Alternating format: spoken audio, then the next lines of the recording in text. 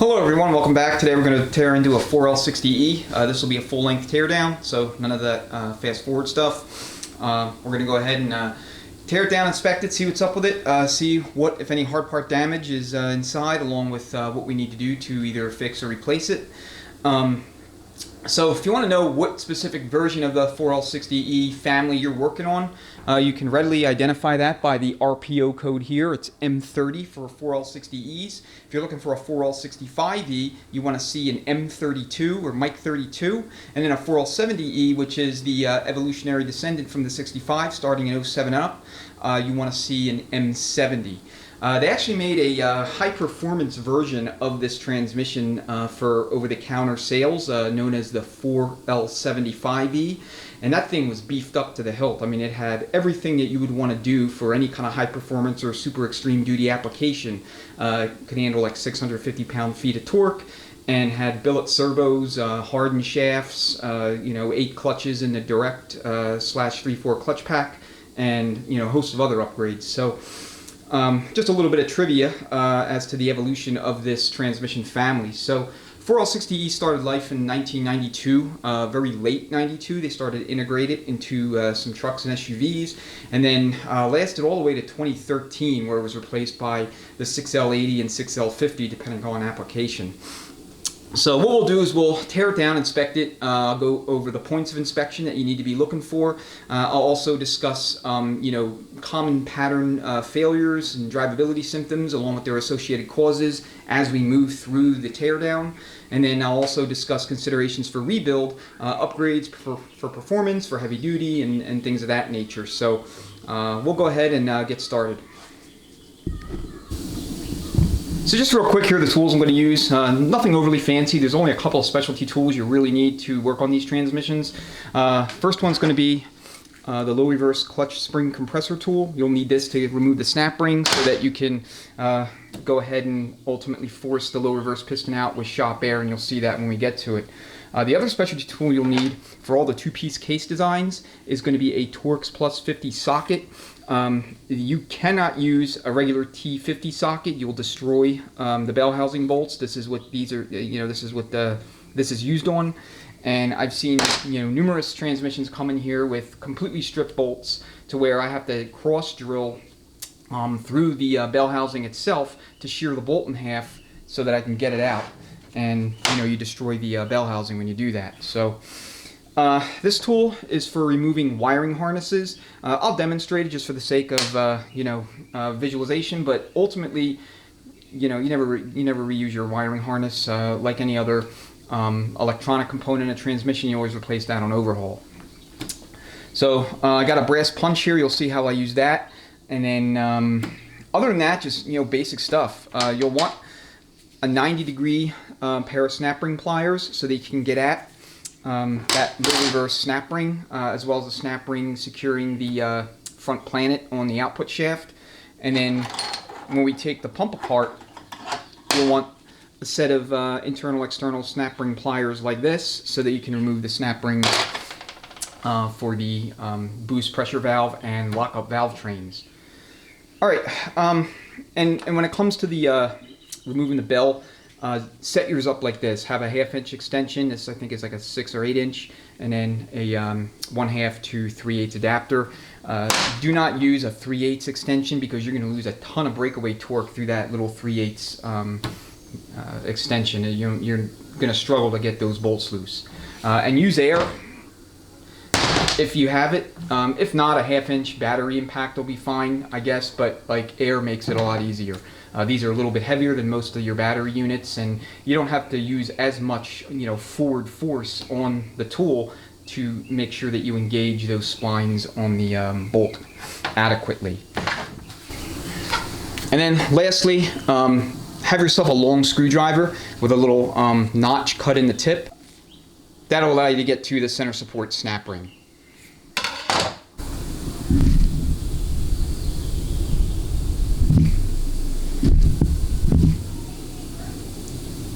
Before you try taking the bell off, what I'd recommend is you take a hammer with a brass drift and you just rap on the bolt heads.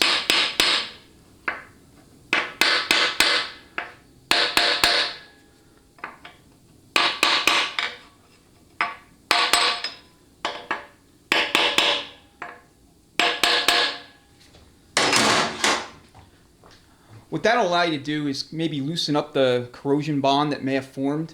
These can be really tough to get off. They're only supposed to be held on by about 35 or 40 foot-pounds, but in my experience, I'd say maybe 1 in 15 or maybe 1 in 20 or so are going to require some heat. So what I'll do is I'll take like a small burner or torch, and I'll heat the case side of the threads to expand them so that then I can relax them enough and then withdraw the bolt.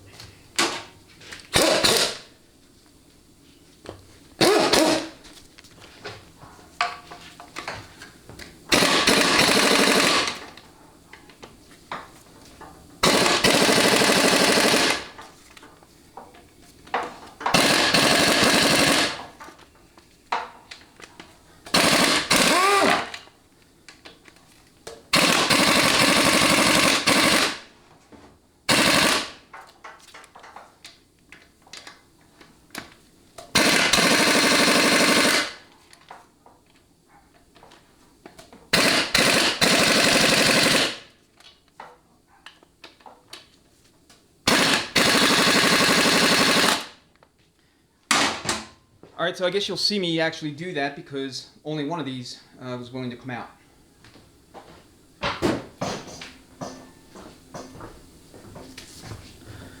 So this is what I use primarily.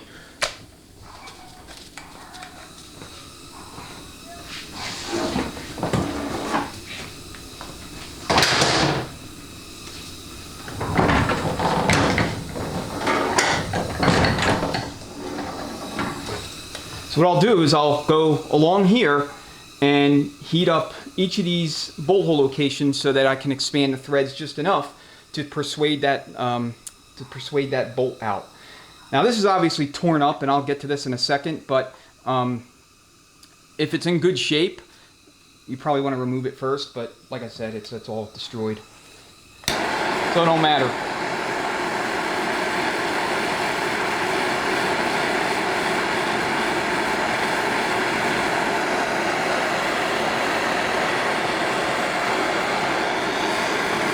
So heat all around the bolt hole location.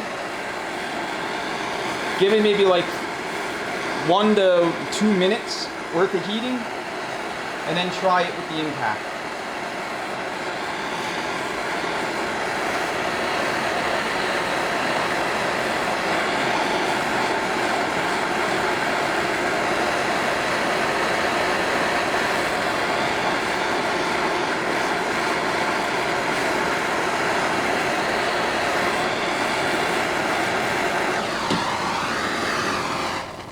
Now this thing came out of a junked Cadillac Escalade, and it's probably been sitting in the wrecking yard for, you know, months if not years. So when water gets up in here or moisture, it'll create a corrosion bond, and you know that'll be what causes it to be stubborn like this. Okay, so that's what you have to do. So I'm going to go ahead and get the rest of these bolts out, and then I'll discuss this digital range sensor and then remove that.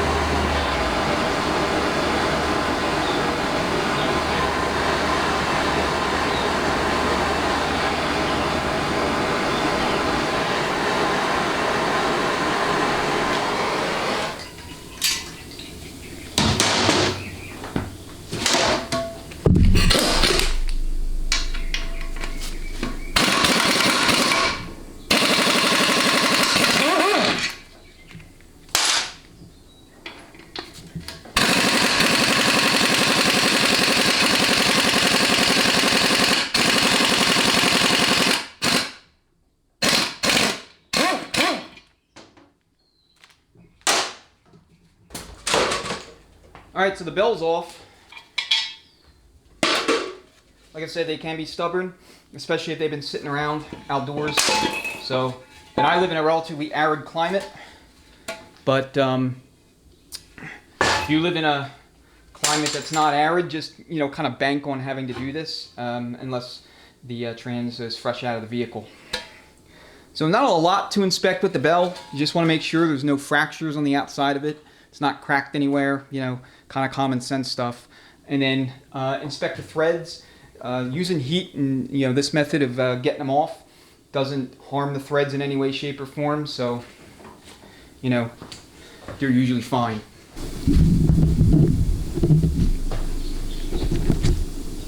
Okay, the manual lever position sensor, or transmission digital range sensor. These things can be problematic, and on overhaul I'd suggest you replace them, or if they don't come in with the transmission, you know, if you're doing it for somebody else, I suggest that they always replace this. The reason being is that if these go bad, then you're not going to be able to start your vehicle. You're going to have, you know, you're going to try to crank it, all the lights come on, the accessories will work, you know, everything will be fine, the radio and all that stuff, but you will have no crank, no start condition. I have a separate video on this, but suffice to say, this is a 2-channel variety. In other words, there was another connector here, and then you have a connector here. Up here is for park, and up here is for neutral, or down here I should say is for neutral. So the main job of this thing is to tell the PCM what range has been selected, or what range the transmission is in. So whether it be, you know, park, neutral, drive, 3, 2, 1.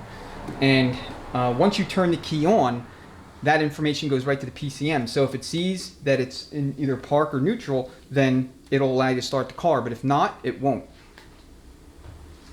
So 15mm on the retaining nut for the selector.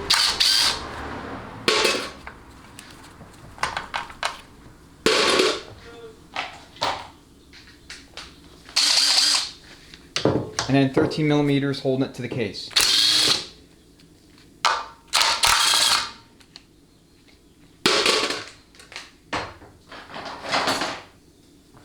So I also suggest you keep one of these as a spare in your vehicle. Now, I want to say in 2009, they deleted this external MLPS, and they also deleted the pressure switch manifold on the inside of the case, and went with what they call an IMS, or internal mode switch.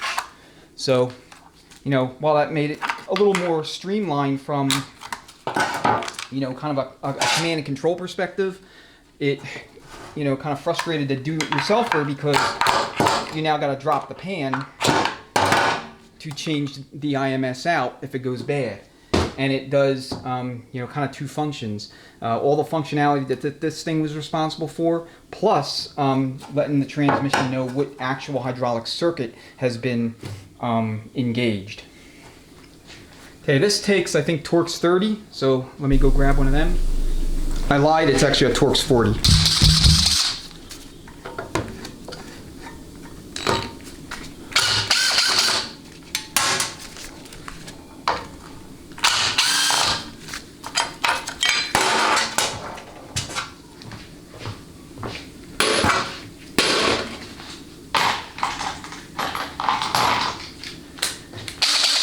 8mm bolt on the harness bracket.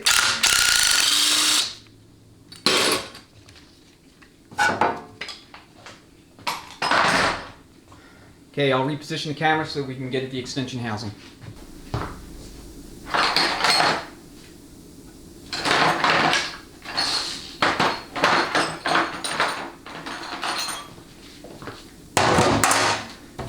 Before I take the housing off, I like to remove the seal because it's like a pain in the ass to get it off once you remove the housing from the case.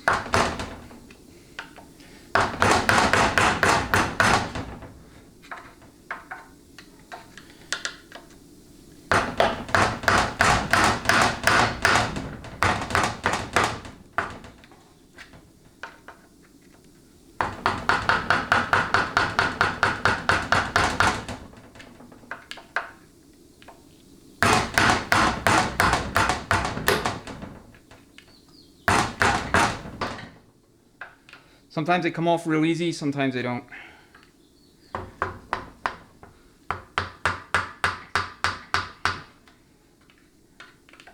And I'm also lazy. I don't feel like tapping it all the way around, but looks like that's going to be necessary here. So while I'm doing this, I'll talk a little bit about the kind of history of these units. There are several different versions or variants. You can call them vintages of the 4L60E. And they kind of depend on, how you define them will depend largely on the changes that were made. So in 93, 94, that's one vintage. Those transmissions were what we call non-PWM, so they were pre-pulse width modulation. And pulse width modulation has to do with how the torque converter clutch was applied, so apply strategy, if you will. Those two units were interchangeable with each other, so if you have a 93 or a 94 and you need to swap one out for the other, that's perfectly fine, as is.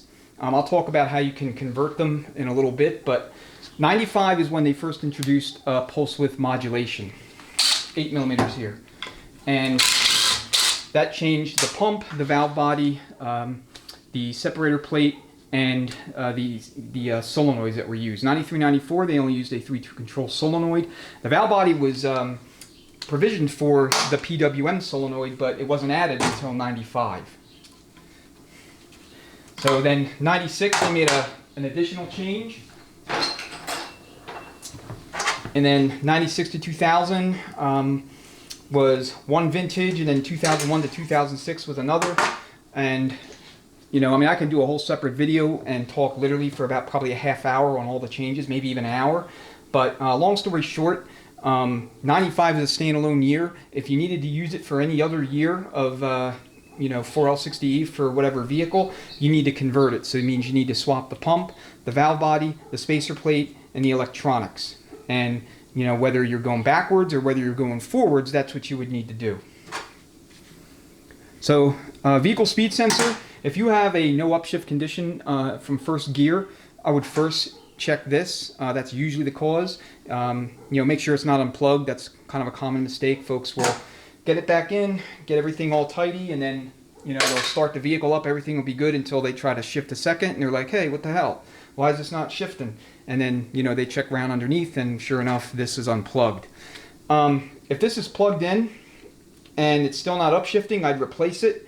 Chances are it's failed, but if you still don't have an upshift and this is proven to work or your replacement doesn't solve the problem, then you want to start looking at servo, valve body, solenoids, band, and we'll talk more about that once we get further into the case.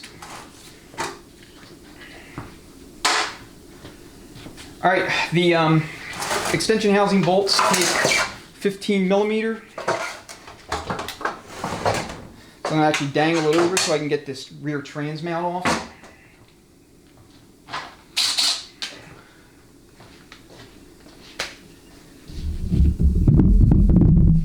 Back a little bit.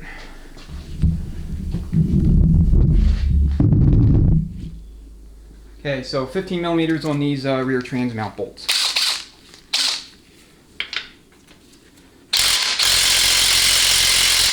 And they're not wanting to come out. All right, let me get a different impact. Like I said, if you're dealing with a trans that's seen moisture, bolts will be stubborn.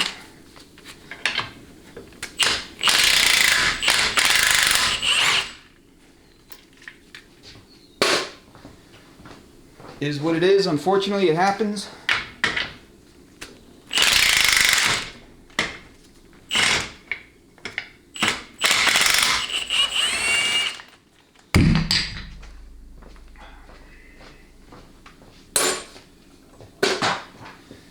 It's always recommended that you replace this transmission mount. It's usually cracked. This one's actually in half decent shape, but I would never reuse it. Into the trash it goes. And like I said, 15 millimeters on all 6 of these bolts.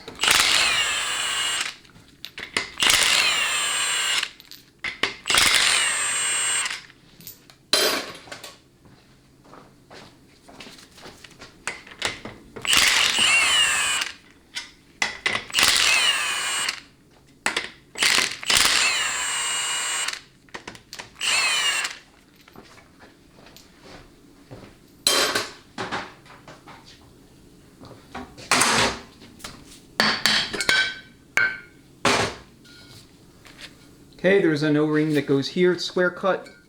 They come in the kit. And then you'll replace this bushing back here. And I'd recommend using a Teflon coated bushing for these later model units. Actually, I recommend that for all units, but the later models, that's what they took, and you want to preserve that.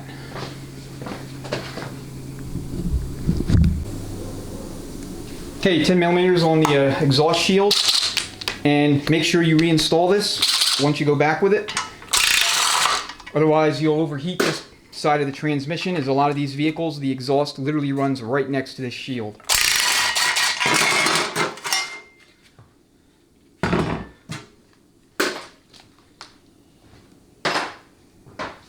Okay, I'll show you how to use that little wiring harness tool.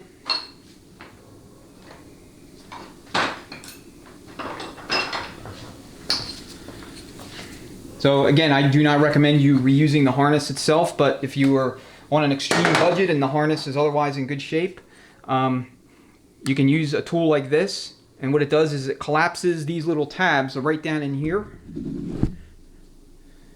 See if I can zoom in. Okay, it'll collapse them so that you can then push the connector through the case. So just make sure you're kind of all the way on, and it'll collapse the tabs without breaking them. Yeah, and this one's getting thrown in the trash and replaced with a new one on overhaul, but that's the way you preserve the harness. Okay, I'm gonna go ahead and get the servo out now.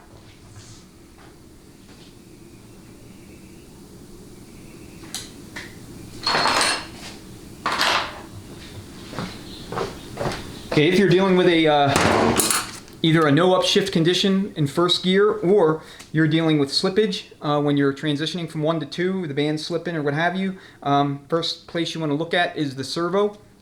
A lot of times the little sealing rings will just simply get worn out over time, and they will no longer hold back that fluid pressure from escaping, and then you get leakage.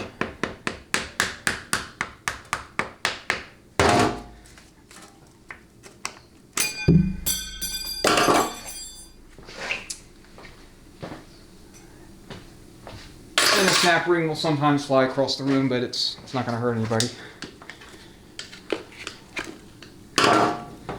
Okay, what you have to do is you have to get a pick, get up underneath the blue O-ring, perimeter O-ring for the cover, and then just kind of get like so, and then just pull on it.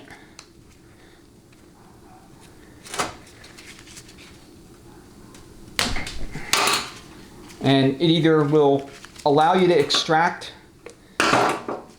the cover while you're pulling on it, or it'll just break, and then you can get the cover off.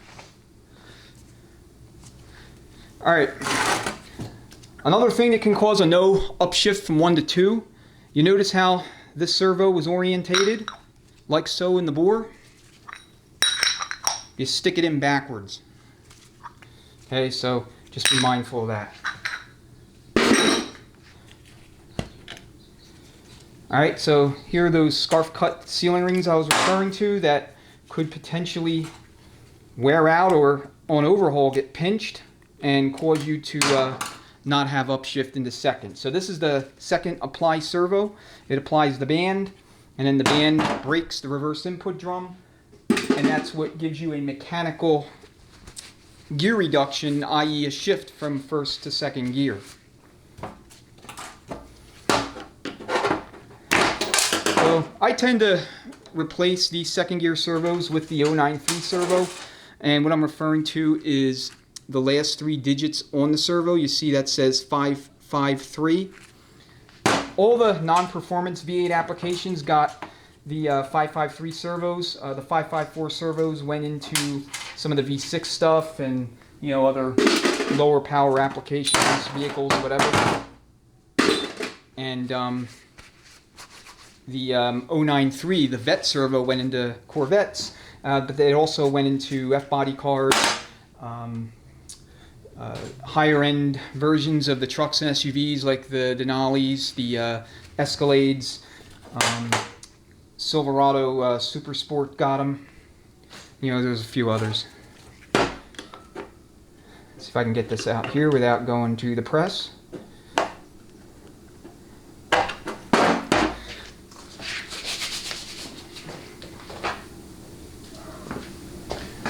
If I can, that would save me some time. If not, then, yeah, oh well.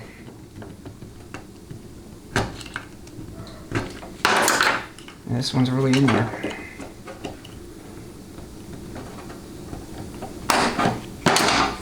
I'll mess with it later.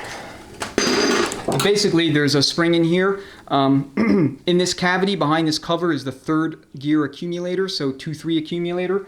And if you're installing a shift kit, which we're going to do with this unit, they have additional springs in here. And the spring is ultimately designed to help with the timing of the 2-3 shifts. So these transmissions are what I call clutch to band transmissions. In other words, a braking band is involved in the shift strategy. So in other words, you achieve at least one gear by way of a band applying, whereas a clutch to clutch transmission, you don't have that. You know, there's no bands involved in the forward shift strategy for a primary drive. An example of that would be like the Ford 4R100 or 5R110.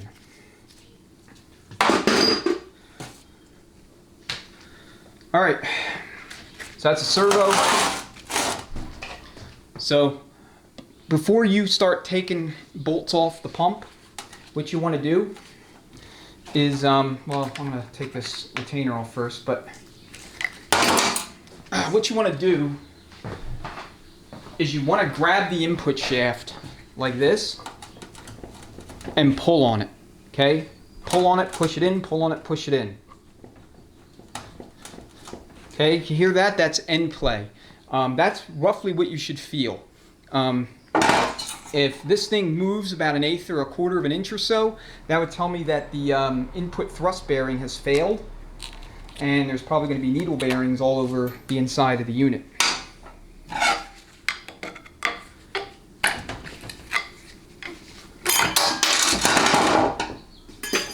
Okay, these are 13 millimeter, and then make sure you take that torque converter seal off first. Otherwise, you're not going to be able to actually slide the pump off. So I'm just going to take the bolts out now. I'm not going to take the pump out. And before I do that, I'm actually going to take the seal off.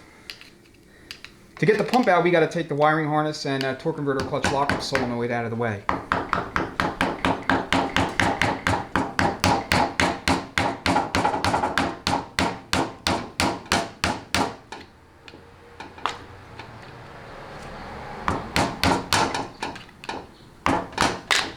So once again, these seals are annoying. This is like literally my least favorite part of any teardown, is dealing with these two seals.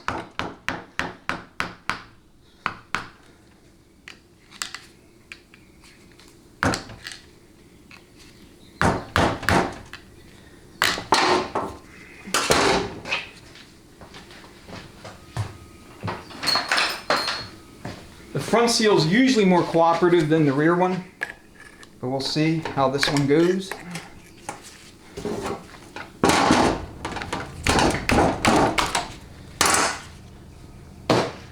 Okay.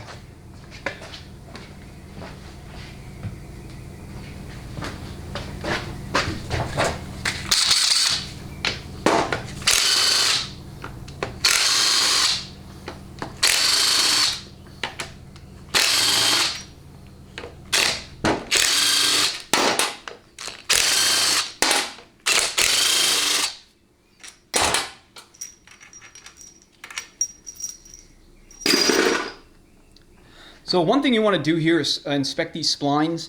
If these splines strip, you're not going to have any movement in any gear, and you might be led to believe that the pump's failed, but it's not going to be the pump, it's actually going to be these splines. So if you have such a condition, first thing you want to do is check your fluid level. A lot of times when the pump has failed, the fluid level on the dipstick will be way above full, and it won't drop when you turn the vehicle on and run it. Now, if it's making pump pressure, in other words, fluid levels appears normal, then I would suspect these splines may have stripped, and that's the problem. The other thing it could be is a stuck PR valve, just seized, not allowing any line pressure to flow to anything. Every once in a while I'll see that, but it's not common. And if you want to know where to tap in to test your line pressure. It's going to be right here, this 7/16 tap. In fact, I'll take that out.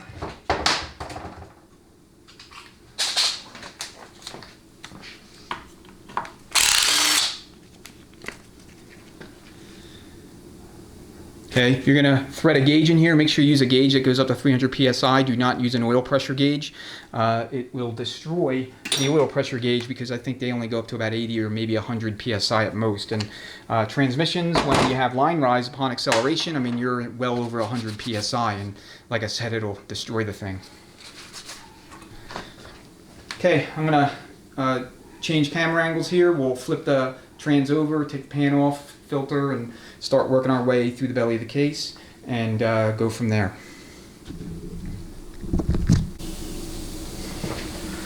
All right, I'm gonna flip the case over so we can get at the pan. All right, so 16 13 millimeter bolts along the pan. And actually, I'm gonna try to take that bolt out first. These can be really, really stubborn. It may be seized, but I'd like to be able to get it out so I can at least replace it. So 15. Oh, got lucky.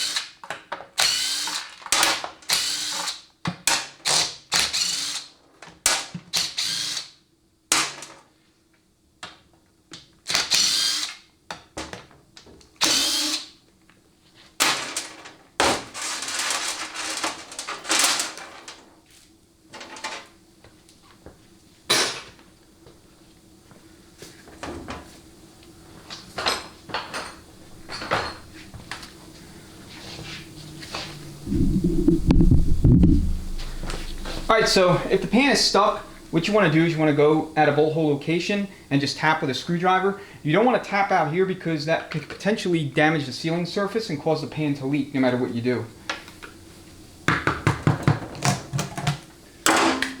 So if you bend the pan here on a bolt hole location, I mean, when you go back with the bolt, it's just going to seal it back up.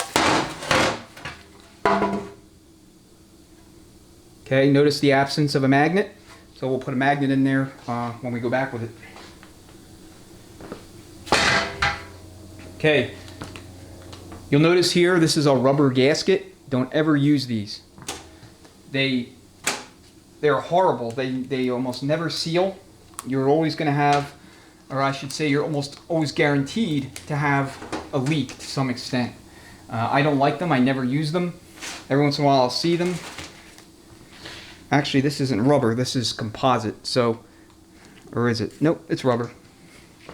It was just dirt. Fooled me for a second. But yeah, and don't ever use RTV on the pan, okay? If the pan is leaking and you've torqued everything to spec, 98 inch-pounds, all the way around, and you've done so multiple times, because a lot of times you'll have to go around like maybe 4 or 5 times to fully compress a composite style gasket. If it's still leaking, then at that point, you need to conclude that the pan itself is no good. It's just bent or warped, and you should replace it. Okay, in 98 and up, when they went to a two-piece design for the case, they changed the filter, so everybody got deep filters. So you don't want to ever retro an earlier style shallow pan on a case intended for a deep pan. In fact, you can take one of these deep pans and the filter and install it on an earlier transmission. It's actually a pretty good upgrade, relatively cost effective, and it will give you a little bit more capacity. More capacity is a good thing. Alright, as I mentioned before, wiring harness, you're going to replace it. I'll point out now, in late 06, they started integrating a forward speed sensor into these 4L60, 65E, and 70. And what that did is, over this location here in the boost valve, you had a whole nother sensor and a big connector. And you always want to replace that sensor on overhaul, because you cannot replace it by just simply dropping the pan like you can with all these others. That you have to actually take the pump out, because it's bolted to the back side of the pump and goes through the pump so that it can re-lock your gear on the input shaft, as the vehicle's moving down the road. All right, 13 millimeter here on the detent roller. And a lot of what I'm saying, especially when we get into the barrel of the case, is going to apply to the 700R4 as well. I have a separate video out on 700R4 teardown inspection, and covers, some of the specific things that are going to be unique to the 700 and not applicable to the 4L60E.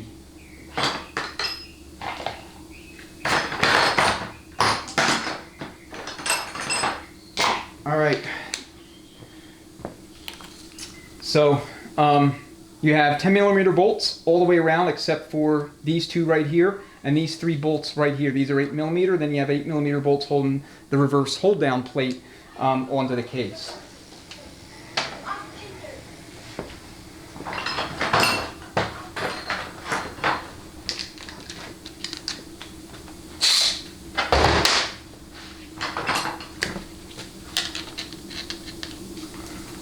Alright, so as far as the EPC, which is what I'm working on right now, this design changed in 2003. Exact same impedance, but they just simply changed the connector. So the impedance for these, or resistance, is between usually 4.5 to a little over 5 ohms. Shift solenoids, these get like 20 to 22 ohms. Same with the 3.2 solenoid. The PWM solenoid is usually between, I think, 9 and 10 ohms, 9 and 11 ohms, somewhere in there.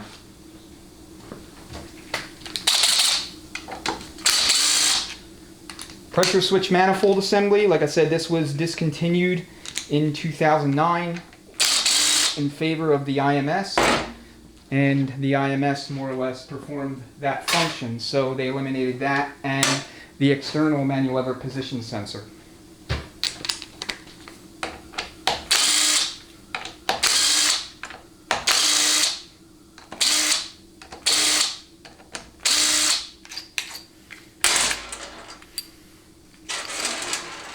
Okay, you're not going to reuse any of these electronics.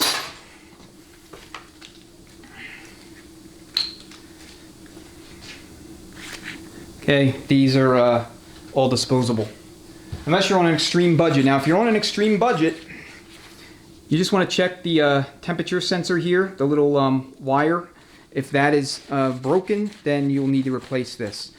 In the kit, they come with new little seals for each of the pressure switches, so if you wanted to overhaul it, you can.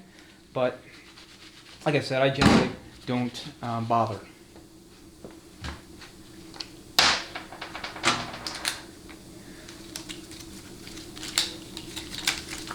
Get that out of the way. I'll move you a little bit closer.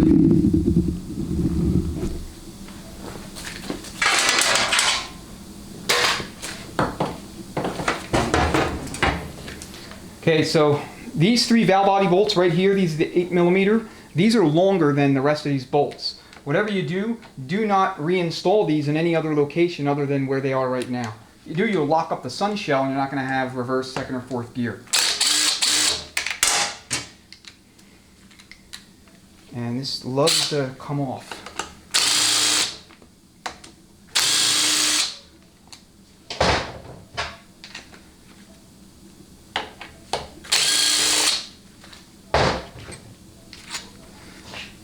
So here's what I mean.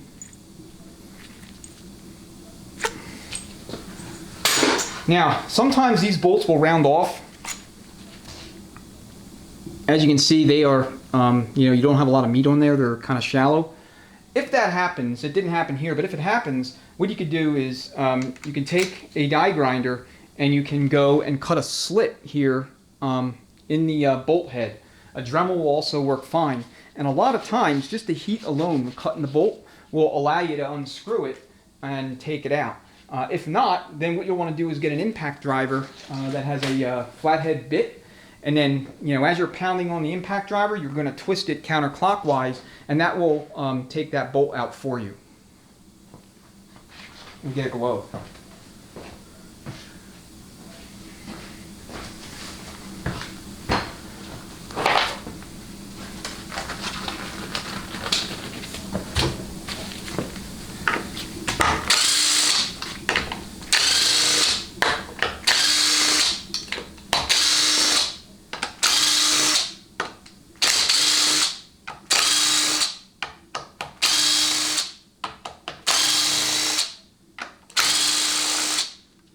Okay, let me talk a little bit about the valve body and issues that it can cause, drivability symptoms, etc.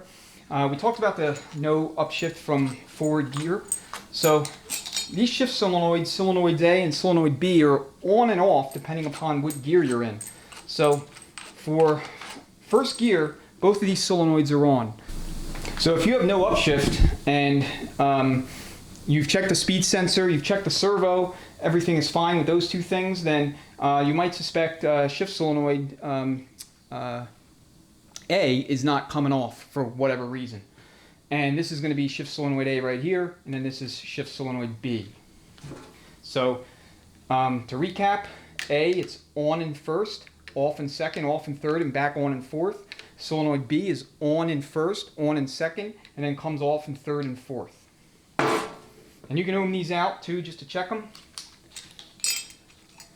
The other thing with the valve body is 96 to 2000 had a real bad problem with the torque converter clutch regulator valve wearing out, and that would cause trouble code P1870. And P1870 is a component slipping code, and the overwhelming majority of time you will have a very harsh 1-2 upshift. And it'll feel like a very aggressive shift kit's been installed, but in fact what's happening is the bore is worn out, so there's not enough pressure to get that valve to move properly until you accelerate enough, and then it'll stroke, and then you'll have your your shift. And it's always a 1-2 upshift. Now in the 80s, the 4L80Es, if you get P1870, that is almost invariably going to be the torque converter itself. Now it can be, in the case of the 60s, torque converter as well, but it's not nearly as common. The 4L60s, they have other things inside the case that will cause P1870. Among those is a very worn out rear stator bushing in the pump, and I'll talk more about that when we get there. But almost always it's going to be your valve body. Now the fix for those, fix for that issue is to either block off the valve, and this is the valve in question right here. I mean, I don't want to move it any closer to the camera, it's dripping fluid, but 96 to 2000, they make a fits-all valve, and this fits-all valve is O-ringed, and it runs the entire length of the bore, and that replaces all of the other little valves and plugs inside this bore here. So when you put that in, you put the O-ring in, make sure you use a ton of assembly lube. Once you have that in there, then that fixes the problem, and it converts that PWM to an on-off. I convert all PWM valve trains to on-off up through 06 to 07. And then from there, I got to know whether or not the vehicle is equipped with variable valve timing or active cylinder management, because if it is, I got to leave the PWM functioning. Otherwise, the VVT, AFL, or ACL, I should say, or ACM rather, won't work. Getting my abbreviations and acronyms mixed up. All right, we'll take a closer look at the valve body later. I'll actually put it on the tester, and we'll test the actuator feed limit valve and the torque converter clutch valve.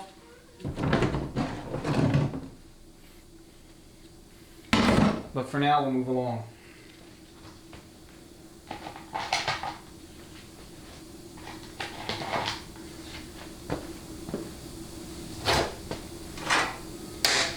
All right, here's your 1-2 accumulator.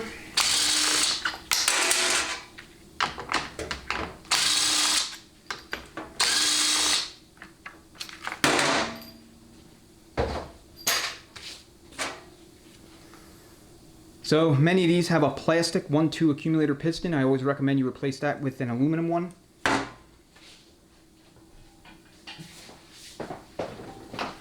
So to get it out, you just put some air right in here into the feed port.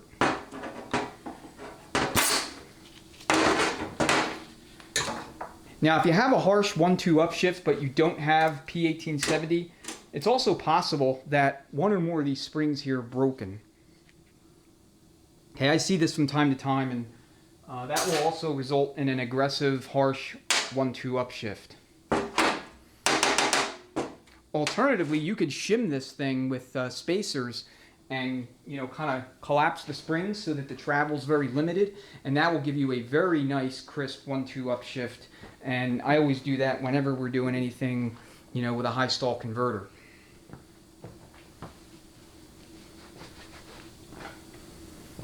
All right, get these out of the way.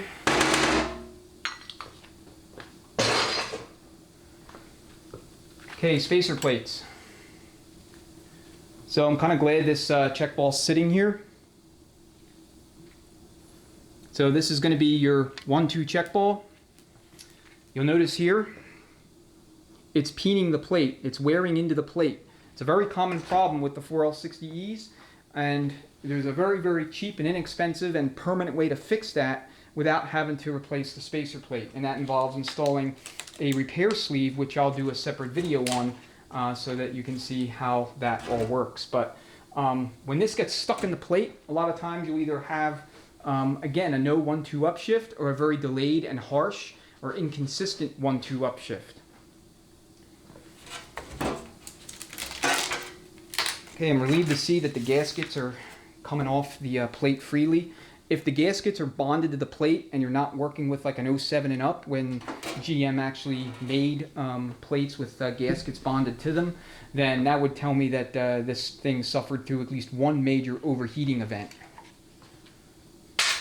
Okay, that was the linkage arm for the manual valve and the valve body. We'll clean this plate off and we'll do a video and repair that plate so that it can be put back on.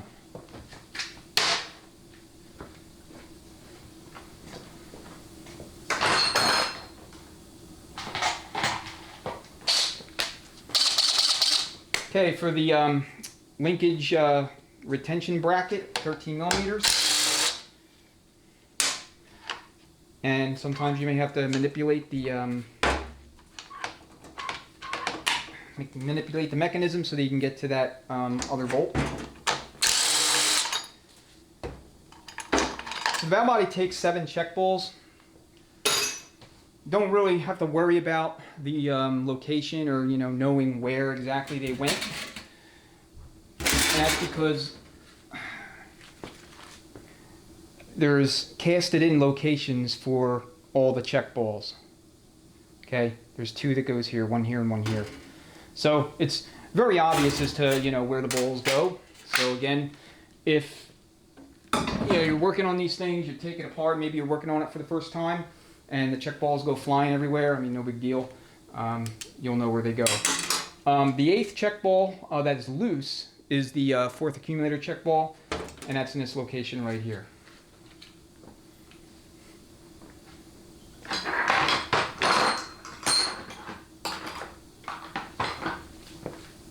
And you can use a magnet to take these check balls out. I mean, it's not gonna magnetize them or do any kind of damage or cause you any problems.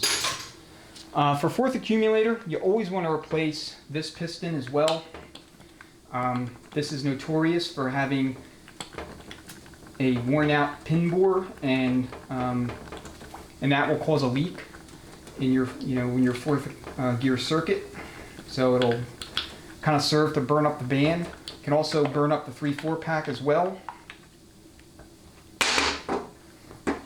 So no point inspecting these, you're just going to replace them. A popular thing to do to firm up that 3/4 shift is to keep your old piston.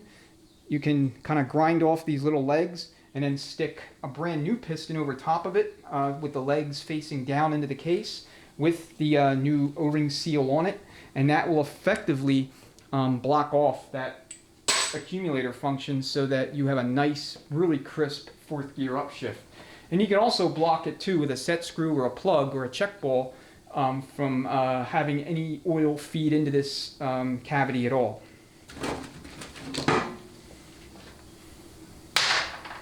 Okay, 10 millimeters on the torque converter clutch solenoid hold down.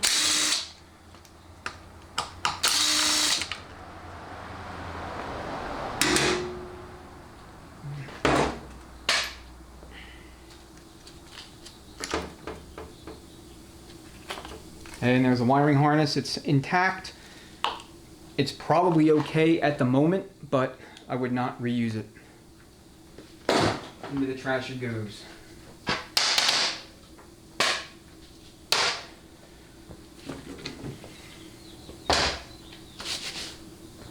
All right, the selector shaft retention nut that holds the rooster cone against the spacer takes a 15 millimeter wrench.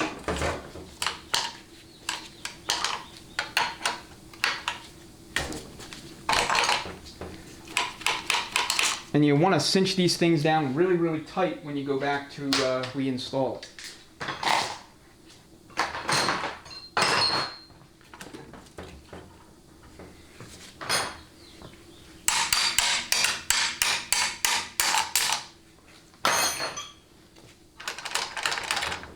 Sometimes these selector shafts will not come out on their own.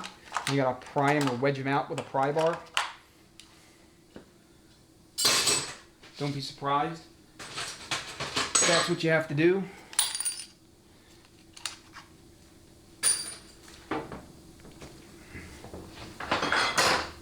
No big deal.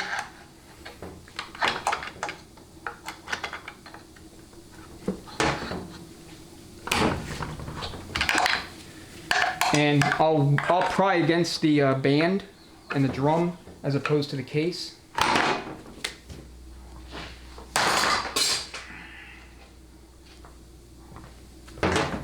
And then while you're at it, go ahead and yank out that band anchor pin.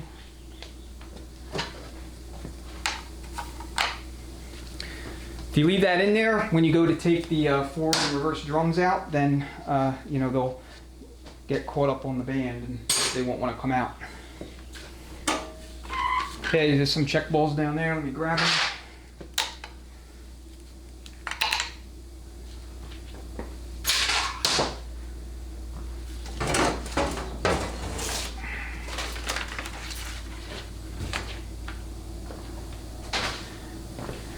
If you had to service the boost valve for whatever reason, maybe you're installing a shift kit while you know, the trans is still in the vehicle, you would service the boost valve here. You would just need your snap ring pliers, but you can otherwise take it out and then install the springs that came in the kit.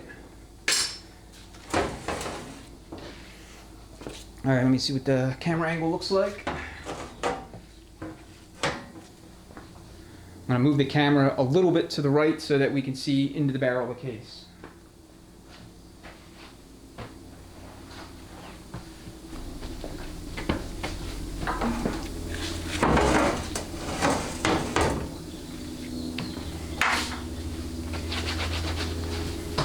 All right, now that you've taken out all the pump bolts, you can just go ahead and come in here with the pry bar and then just wedge the pump out.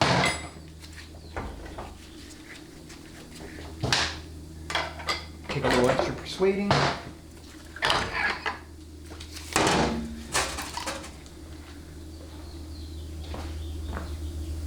All right, so there's a host of things that you need to inspect when you're going through the pump. I'm going to reposition the camera, kind of get you up a little bit higher, and then we'll take the pump apart.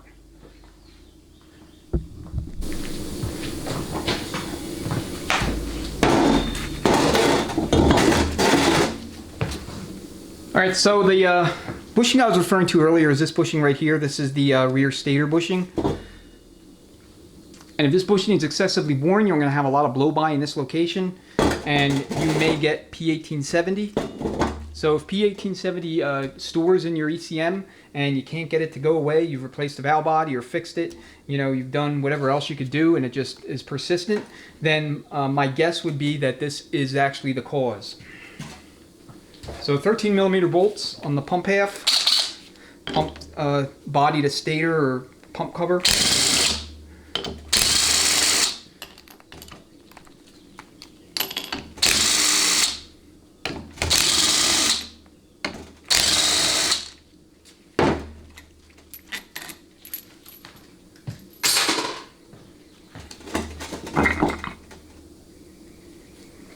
All right, so most of these pumps need some sort of resurfacing work.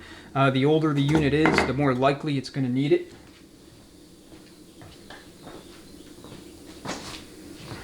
So first thing you want to check for is the working surface, and you're looking for any significant scoring. Okay, or really any scoring at all. So if the scoring is very, very light, like this appears to be, in fact this actually looks pristine. If the scoring is very light, you can take some 600 to 800 and 1000 grit sandpaper and clean it off. I would only do that if this was purely a factory application and not any kind of high performance build. High performance, I would just have this whole working surface remachined and surfaced flat. Okay, these bushings both get replaced.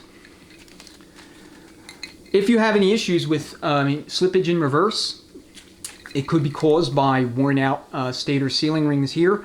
It is rare I see the reverse input drum clutches burnt or worn. That would usually be more of a line pressure problem inside the unit versus a problem with the sealing rings. I mean, it's rare that these are damaged. And then even with the 700R4 scarf cut rings, it's pretty rare that I see reverse inputs burnt up. You want to make sure that you look inside this stator bore here, and what you're looking for are grooves cut into the stator bore by the input shaft sealing rings. I don't see this too much in the 06 and back units, but I do see it from time to time in 07 and up. And the cause is the grooves for those sealing rings on the input shaft get pinched for whatever reason, and that seizes the sealing ring. It's not able to move freely anymore, you know, in that groove. And what it'll do is it'll start cutting a groove into the stator bore. So if you see that, then you can either replace the stator with a good used one, or you can just simply replace the whole pump cover assembly and be done with it. Now I'll do a separate video on interchangeability between pumps, but suffice to say, for these later units, you want to make sure you're working with a 300mm stator. So the 298mm stators were put on these from 93 to 2000, and except for the F-bodies and vets, they got the updated 300mm stator, and that coincided with the introduction of the Gen 3 small blocks, specifically the LS1s. In 2001 and up, all 4L60Es received that updated design. So the bell changed, the stator changed, and the input shaft changed. The drum itself on the forward drum did not change. Reverse input drum did not change. And I don't believe the pump bodies changed either. The pump bodies, casting ending in 1073, I think were used throughout production in these later units. But I'll double check and annotate the video on that to give you some more specific and actionable info there. Alright, so for the stator, you have your boost valve. I always recommend replacing this with a Sonnax updated boost valve. It's O-ringed. These can get worn, and you don't want to have problems with your line rise. I don't see too many issues here with the lockup valves. They're pretty trouble-free as far as that's concerned.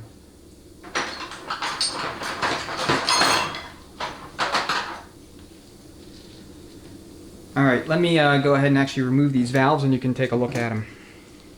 So you'll need, like I said, pliers like this, and you're just going to collapse the two ends of the O-ring and then press down on it so that you can use the spring tension to allow the boost valve to come out. Most of the time they come out with no problem, but every once in a while you'll get a stubborn one and it won't want to come out. Okay, so here are your two springs, PR spring and buffer spring, and then your PR valve itself. So with the 4L60Es, they ground flats on the valve to give you a little bit more line to lube, you know, full time on part throttle. Again, I don't see too many issues with the PR valves themselves in these transmissions.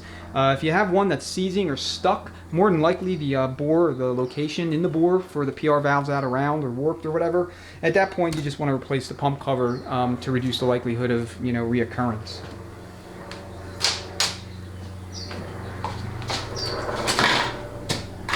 And it looks like we got a plane circling above, so sorry for the noise. Plane or a helicopter or something, I don't know. Alright, let's work on the lockup valve. We'll get that out.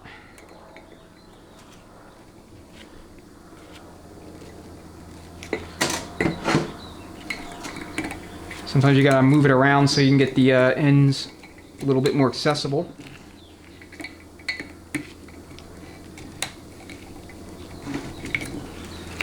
There we go.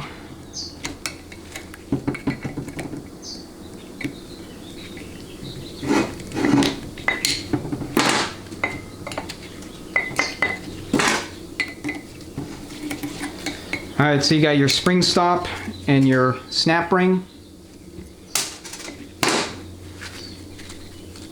And then you got the valve. In '96, they changed these valves. They were previously steel. They moved to anodized aluminum. So a little bit lighter weight, I suppose. And then you have two springs, an internal and an external. The 4L60E lockup valve springs are wider than those in the 700R4. I've never interchanged them, so I don't know what would happen if you did. But like I said, this usually does not give you any grief. You know, I don't see hardly ever an issue with this valve sticking or seizing.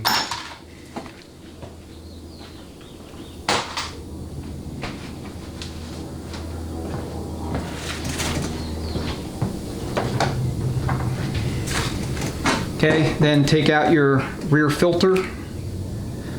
If you're having pump pressure issues, inconsistent line pressures and whatnot, could be that this O-ring is collapsed.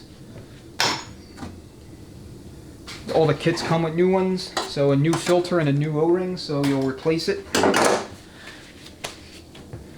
And then you want to check the pressure relief ball location here, the spring. If that's broken, then you will lose pump pressure.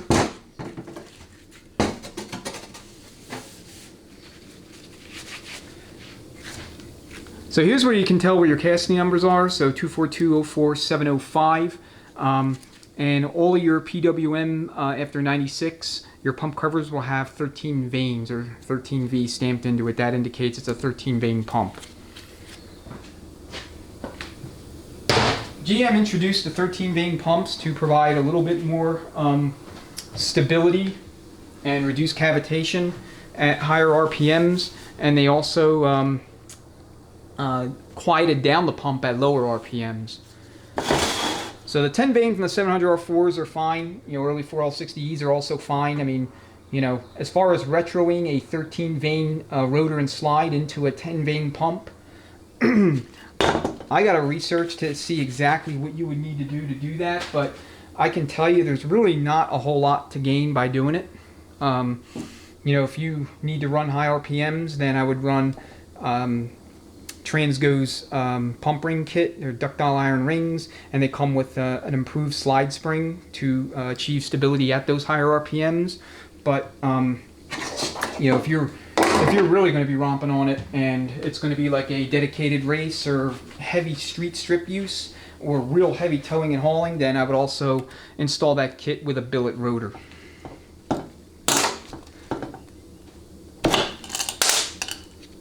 Alright, so here's the rotor. When you go back with it, once the pump's cleaned, you want to check your clearances. I believe that the rotor to working surface clearance is going to be between 1.5 thou, 2.5 thou. And I'm sorry, not working surface, the deck. This is the deck surface of the pump body.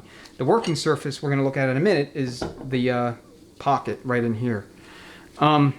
Check the rotor itself. Make sure it's not cracking or fractured. You want to look at these little engagement tangs or lugs.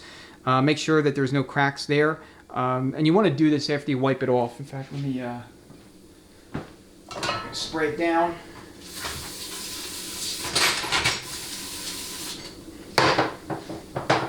Get it cleaned up a little bit.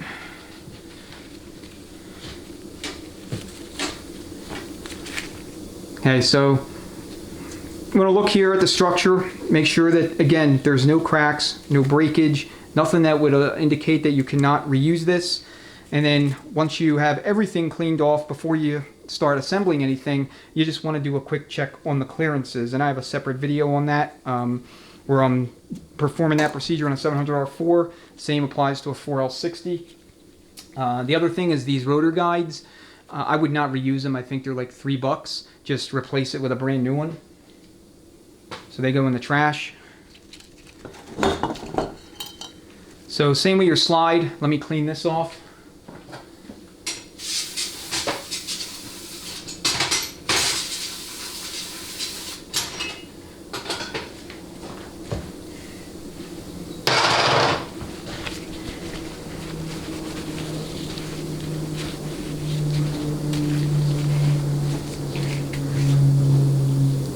All right, so you want to check your slide. Again, look for the same kind of things. You have your support O-ring in there. Let me pull that out. So there's the cover, and then you have the support O-ring.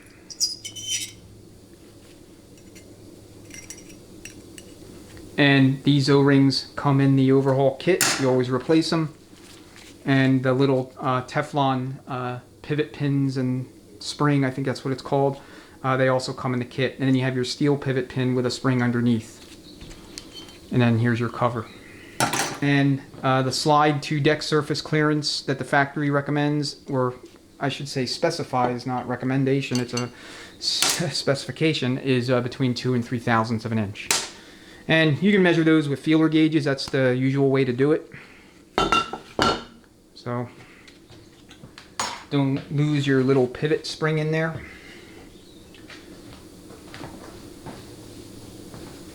All right, let's clean up the working surface. We'll take a look at that.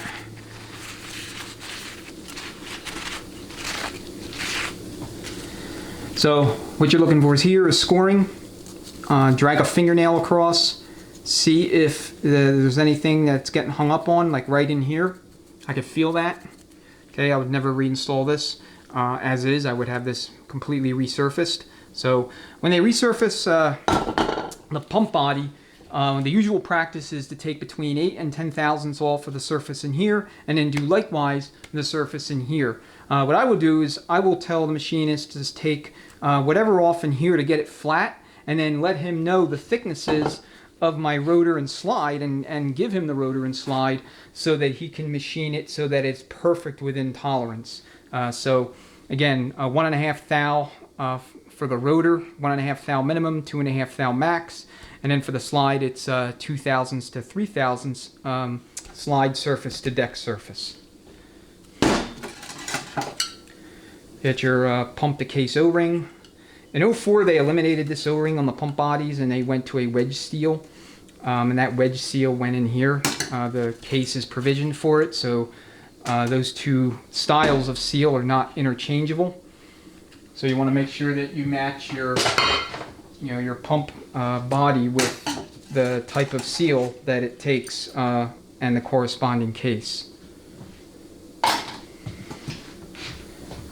As far as these little vanes, I always replace them. You can get them in packs of 10 or 13 depending upon what pump you're working on. And you'll be starting with a fresh set of vanes.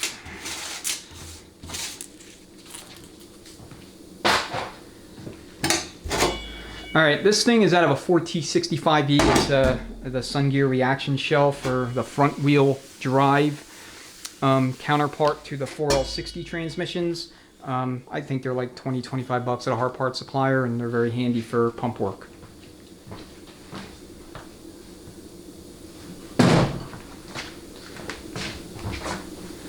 Okay, I'm gonna pull out the drums now, and we'll check the band.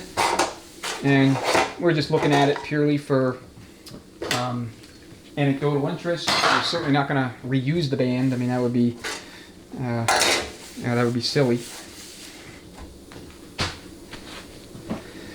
All right. Okay, so drums came out nice and easy.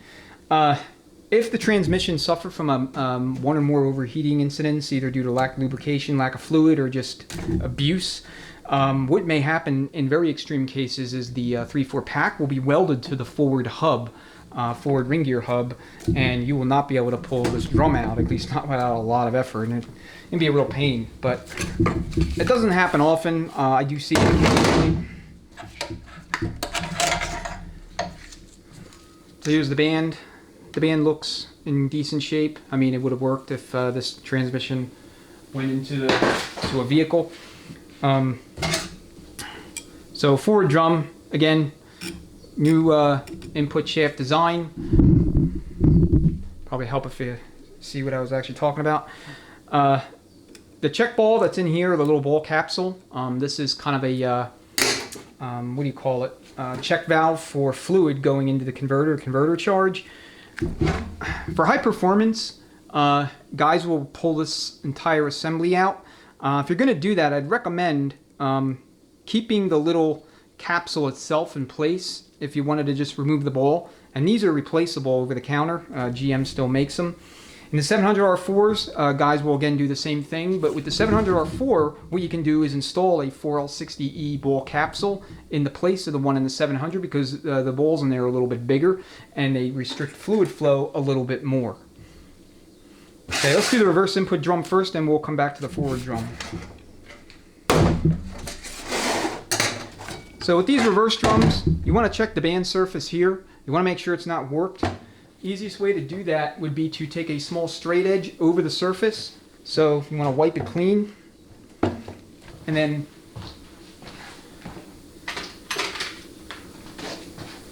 a lot of times what folks will do is take a flashlight and then they'll go in behind the band surface and see if they can see daylight. You just shine it right here and see if you can see any daylight underneath. If you can, then the surface is warped and you can have it turned, or you can replace the drum. Now this thing is backwards compatible with any year 700R4 4L60E. So if you're working on a 700, and especially if you're working on like an 82 to 86 version, and the drum needs to be replaced and you can't turn it, maybe you don't have a machinist handy or somebody that does that, then what you can do is just simply purchase a new one of these off the counter, or over the counter I should say, and it'll retro just fine. And I actually recommend that even if there's nothing wrong with your other drum. Now those drums are getting hard to find, so people are paying a lot of money for them, I'm seeing, on places like eBay and other locations, whatever. So here's your clutch pack. So you got your pressure plate. This pressure plate is not selective, meaning that there's only one thickness. It's 260 thousandths of an inch. The snap ring is not selective either. They're all the same thickness. I want to say in '96 they changed the nature of the frictions themselves. They went to a much smoother design here, where there's lubrication or feed slits cut like so. The earlier designs had more of a groove to them. The thickness of the early 4L60E and late 4L60E design is 70 thousandths of an inch. With the 82 to 86 drums, the thickness of the frictions was 80 thousandths of an inch, and they did not use a Belleville plate like this. They used a cushion or waved plate. And I have a separate video on reverse drums and differences and whatnot, but what folks will do is if they have a later drum, whether it be a 4L60E large square hole like this, or a 700R4 round hole that both take an aluminum piston, they will put the cushion plate in and then a steel plate on top of it, then friction, steel, and so forth. And they like that because these lugs here are said to cut, grooves into the female lug location where they go. So you want to check that on your drum. You want to make sure that the lugs in both the raised lugs and the recessed lugs are not excessively worn, because otherwise the steels will get caught up, and you'll have weird shifting issues when you're trying to go in reverse. You may also have a bind up when you're in a forward range setting if it's really bad. So you want to check that, make sure that that's not happening. Tubular steels were introduced in '97. They will retro to any year 700R4 drum and early 4L60, and it's always a good idea to install them, as well as the ones that go in a low reverse.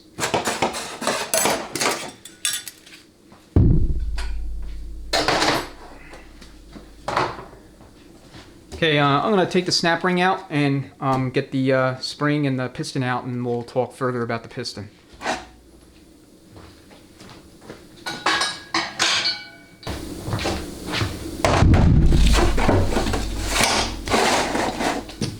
I'm always kicking the camera. My bad. Here's a return spring. These return springs did not change since their introduction. So, they're compatible with whatever drum you're working on. Alright, so here's a piston. You'll notice here they have 2 bleed ports. I believe in Transgo's kits, the basic shift kit, at least I know for a fact, and maybe some of the others, they have you modify these bleed ports to put restrictors in them. I would strongly recommend you don't do that. There's nothing wrong with the way these work.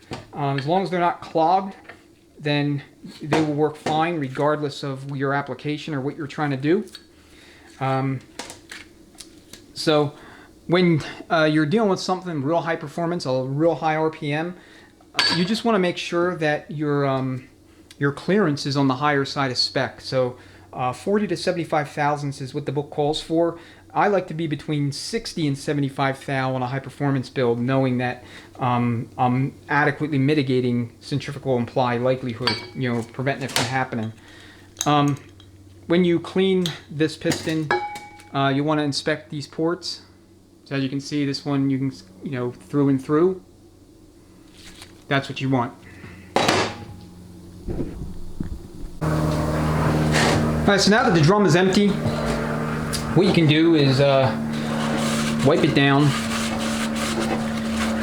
and then inspect the inside of it. What you're looking for is anything that could potentially gouge the seal, on either surface, either the inner seal or the outer lip seal, on the way back in. And what will happen sometimes, this is not often by any stretch of the imagination, but if a extreme failure grenade episode occurs inside the unit, gears break up, or you got metal floating around, moving at high speed, it can potentially get inside or behind the piston and gouge out the surface a little bit, little tiny nicks and burrs. So as you're cleaning it, just feel around, make sure that you don't feel anything like that. If you plan on reusing the drum, which I'm going to reuse this one, it appears to be perfectly fine. And when you go to reuse it, you'll want to take some sandpaper, a sheet of 600 grit, and just go all the way around and knock the glaze off until you get a nice quasi-machined surface, and that will make that drum and band be real happy together. And of course, always replace your bushings. Check around here, make sure there's no structural damage. And then the only other thing I'll point out is you'll notice different patterns in the lugs, cutouts and whatnot. The only reason that you might see that is this is what it took to balance the drum at the factory. So some drums will require a little bit more material to be taken out than others. Other than that, it's meaningless.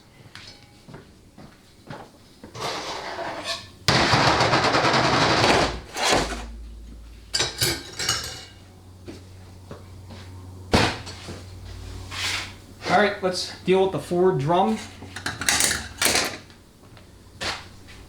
So the forward drum, you don't want to take this drum apart before you air check it. And what you're going to be doing is pressure testing this drum to determine if there's any kind of problems with the sealing integrity between where the shaft is pressed into the drum and the feed circuits. So take your thrust bearing out, take your selective spacer out, and you may have to monkey with it to get it out.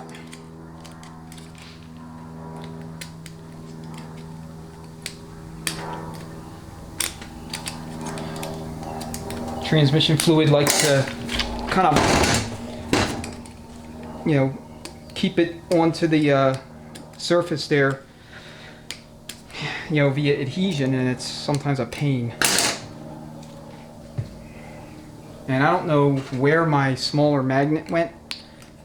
That's what I usually use to get it out.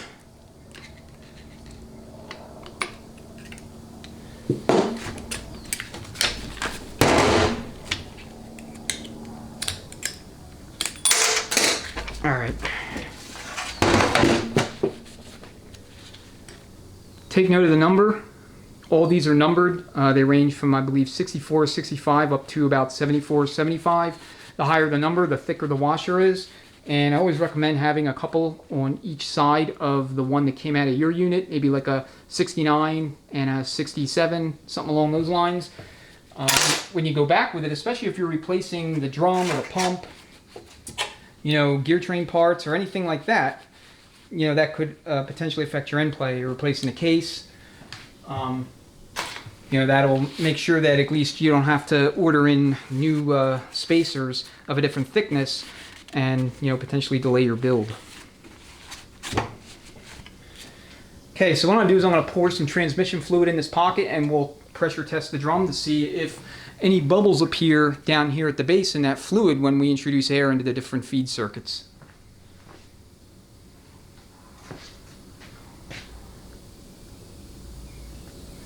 You don't need a lot of fluid, just enough to kind of, you know, fill up that cavity. And then we're going to put a little bit of air. So this is going to be our third clutch feed, or, you know, feed to the 3/4 for third gear. This is forward, and then this is your coast clutch feed. So if you're going to have a problem, chances are it's going to be third gear. So if you are in a situation where your 3/4 keep burning up after overhaul and you can't figure out why, you want to pressure test this drum, because chances are that's the reason, with the assumption that you set up the pack itself correctly and, you know, everything was done as it needs to be.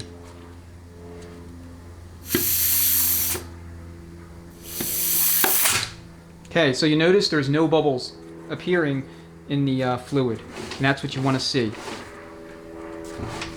So we'll do forward.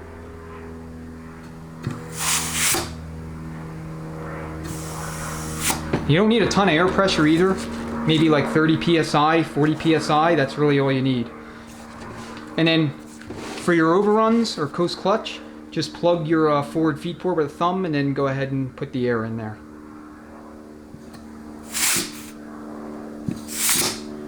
All right, so this drum is good, all, you know, all things equal in terms of, you know, this area when it comes to sealing. So just dump that fluid back in, and then we'll take the drum apart.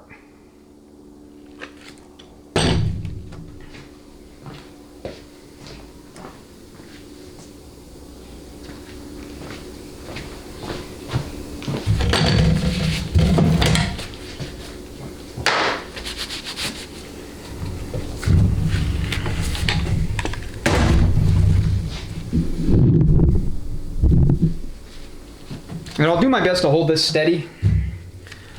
All right, so first thing we'll do is remove the 3/4 pack.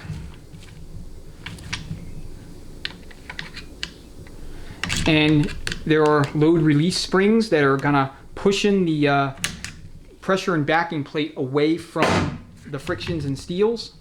GM installed those, I believe, starting in '87 with the 700R4, and, you know, they kind of continued them all the way through into production, if I'm not mistaken. It's recommended that you take them out and leave them out. The only exception will be high performance, and those are the springs I'm referring to. So if you're running high performance, you actually want to reuse these because you're going to run your clearance down in this pack to about 30 thousandths of an inch. So you will want, some kind of outward pressure, keeping the pressure and backing plate away from the frictions and steels when you're driving through third gear and first and second and shifting at wide open throttle, something like 5,000 plus RPM. So if you're going to be building like a race or a street strip transmission, you'll want to do that. You also want to put high rate return springs in both the third clutch and forward feed locate or forward spring assemblies. And if you're going to be going all out, you may want to consider upgrading to a Sonnax Smart Drum, which uses kind of a reinforced design and has like a updated high performance coast clutch piston and a hardened input shaft. Now GM installed a hardened input shaft. They were induction hardened from the factory on the 4L65s and 4L70s, not to mention the 4L75s got them as well. The 4L75s had a completely different drum design. It's much beefier and more reinforced. But the Sonnax Smart Drum is basically the equivalent. They're expensive, but if again you're building kind of a race spec transmission, I would strongly recommend that you purchase one of them. And purchase it as an assembly. Alright, let's take a look at the 3/4s. So here's the backing plate. I recommend that you replace the pressure plate and the backing plate with new ones. They're not that expensive. And a lot of times they're warped and it's not real obvious. I mean, you can put a straight edge on it and maybe clean it up with a wafer pad if it's glazed, but it's easier to replace them.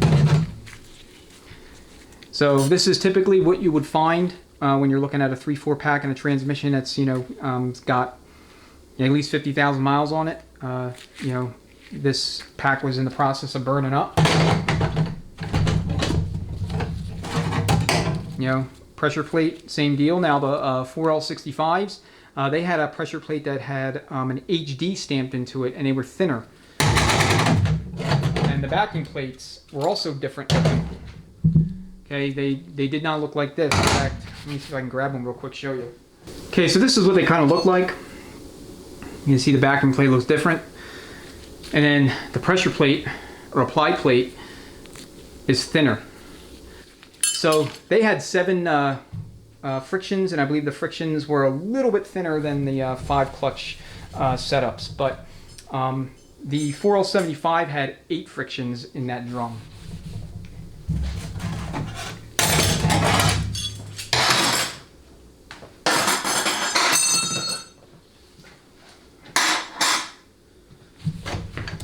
So another trick you can do to increase clutch pack count in these 3/4 is you can use an earlier 700R4 backing support plate and a thinner backing plate, as those were selective, and you can run later 700R4 steels.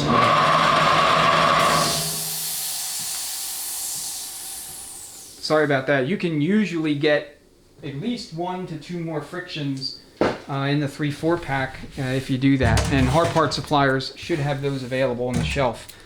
But with that said, if they don't, parts for 700R4s are getting tougher to come by.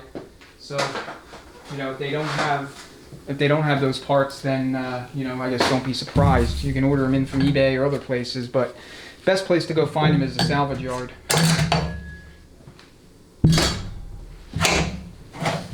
All right, let's take a look at the forwards and the sprag and talk a little bit about that. So the biggest reason for the 3/4 clutch failure is, in my opinion anyway, from a design perspective, the load release springs and the clearance that GM builds into that pack. They come usually set up to have 60 to 80 thousandths clearance in the drum.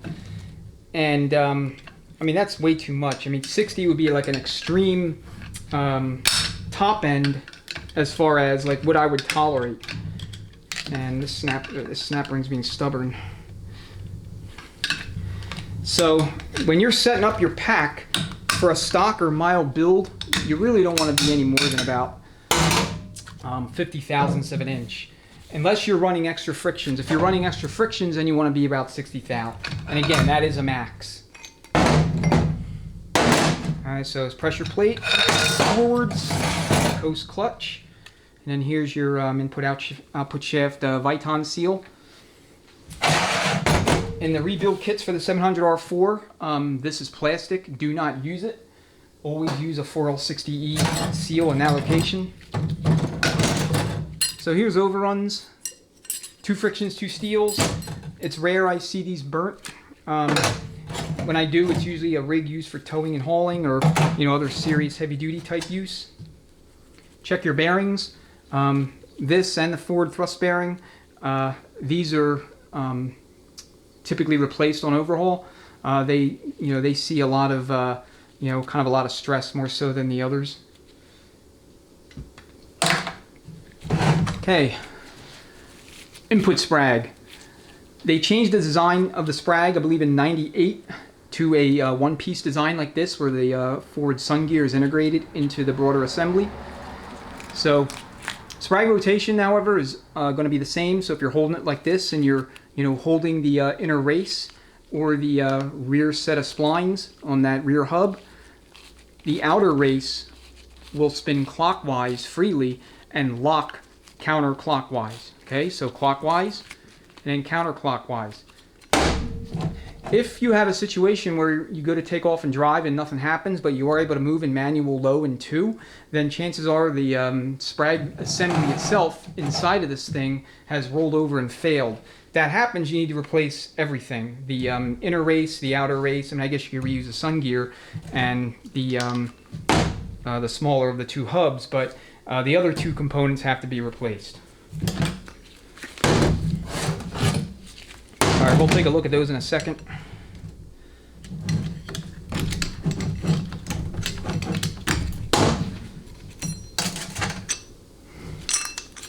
Let me zoom in a little bit.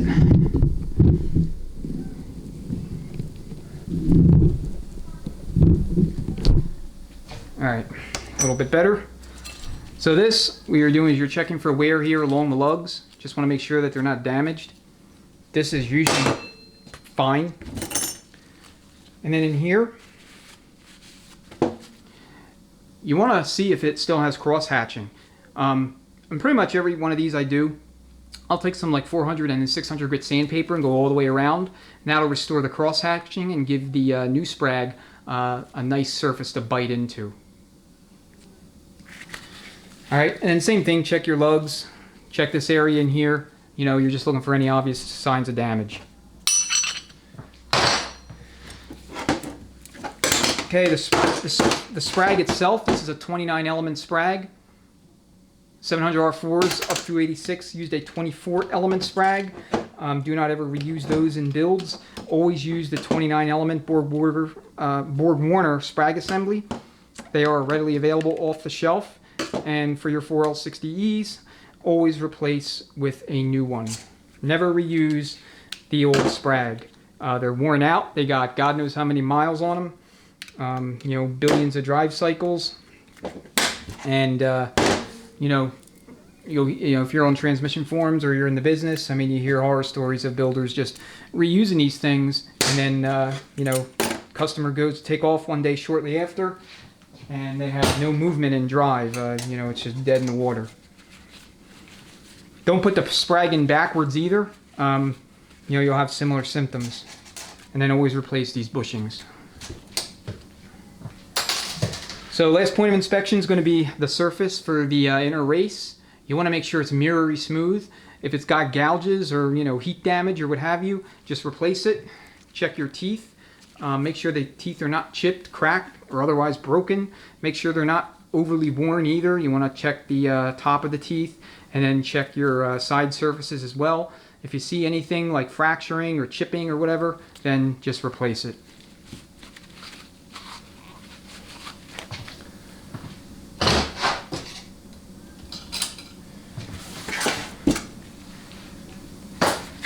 Alright, let's take a look at the rest of the frictions. And the pressure plate for the overrun, again, looks good. Not going to have issues. Here's the forward pressure plate. See a little bit of slippage here. it's not entirely uncommon. This likely would not have been felt by the driver. Forward clutch is what we call a static clutch. In other words, once it's on in a forward range setting, it doesn't come off until you put the vehicle in park, neutral, or reverse. All right. In 700Rs, these pressure plates were selective. 4L60Es, you know, I see predominantly one thickness in every one of these that I build. Clearance in this pack should be at no less than 30 thou and no more than about 50 thou. And you could take like a wafer pad to clean off that, you know, slip heat mark or whatever. It's not going to hurt anything. So you got a wave plate. Check the wave plate, make sure it's not cracked or broken in any way. And then your frictions and steels. And we see definite signs of slippage here. So slipping in forward like this can be the result of a variety of different things.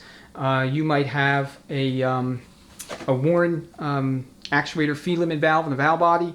You may have a worn 1-2 shift valve. You may have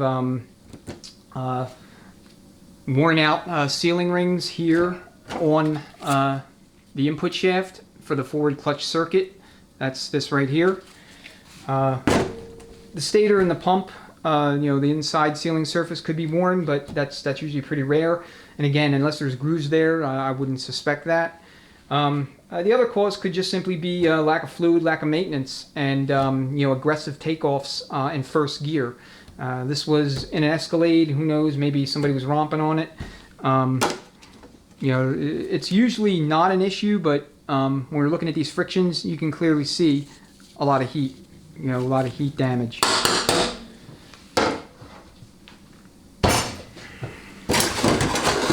As far as reusing steels, I would not reuse these. We're going to get a steel module, and this will have all new steels. But with the you know, with the forward clutch, if the steels are in good shape, let's just say they all look like this surface right here, all the way around, front and back, then you could reuse those. And if you want to do a little prep work on them, like with a wafer pad or something to scruff them up a little bit, you know, that would be fine. Otherwise, you can just put them back in.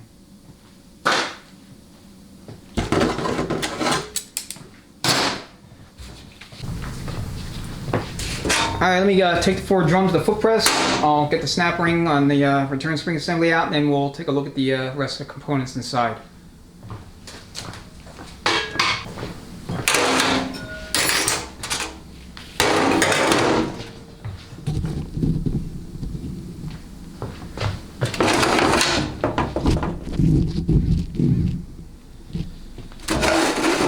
Get the rest of the stuff out of the drum, just take it and slam it down on the bench a couple times.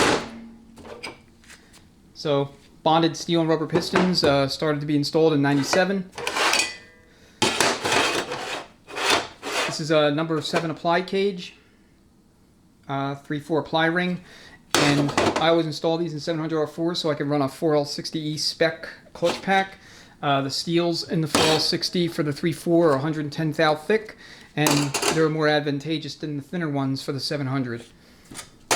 So return spring assemblies, you're just checking to make sure they're not bent, you know, or disfigured in some way. If you were doing high performance, again, as I mentioned earlier, you would install high rate return springs here and here, and you would need to just take the retainers off, discard the factory springs, and then replace them with the Transgo springs. Forward piston housing. This is one possible area which could lead to burnt forward frictions. If this is worn in this area, then you know, it'll allow fluid blow by, and some of that applied fluid that should be going to the piston is actually blowing by and into the, you know, into the drum. So what I'll do is, when I go to assemble this unit, I'm going to pay very careful attention to how the how the air check sounds. If I hear faint hissing coming from inside the drum, you know, in this general area, then I can pretty much be assured that this is worn out, it's leaking, and it needs to be replaced. One thing you always want to make sure you do is check the bleeder ball. Okay. All right. If that bleeder ball is not moving or making noise, shoot some brake cleaner in it and move it around with a pick. That's usually the issue. If you still can't get it to, to make noise or otherwise function, then you want to replace the forward piston housing. Check this area in here. This is a potential wear surface, as well as on the inside here where the 3/4 piston goes. Okay, inside the drum, what you really want to scrutinize is the inside of the crown of the drum, or the base, where the 3/4 piston goes. You want to make sure that there's no cracking, fracturing, or anything like that. You see this ball right here? That is the bleeder ball for the 3/4s. Again, you want to check, make sure it's functioning. Just shake it, you can hear it, it works. In a high performance application, you would actually remove this ball here with a punch. You would just punch it down, and then, actually, I'm sorry, you would punch it from here, and then you would install the updated Transgo one that allows a little bit more, bleed capacity. So in real high RPM, it's another way to mitigate the likelihood of centrifugal apply, or I should say reduce it. Check the outside of the drum completely, the body, make sure there's no cracking, no fracturing. Every once in a while I'll see a drum split, just like this. If you have a little bit of damage here at the base, I've seen that from time to time, you can usually work that over. Just scrutinize it really carefully and make sure that it's not, part of a larger network of fractures. Check the journal. Make sure the journal is nice and smooth. If it's scored up real bad, you'll want to replace the whole drum. I would not recommend you try and just replace the shaft by itself. A lot of times, these drums, when you go to press the shaft out and reinstall the new one, it really stresses the area inside the pocket here and causes it to fracture and break.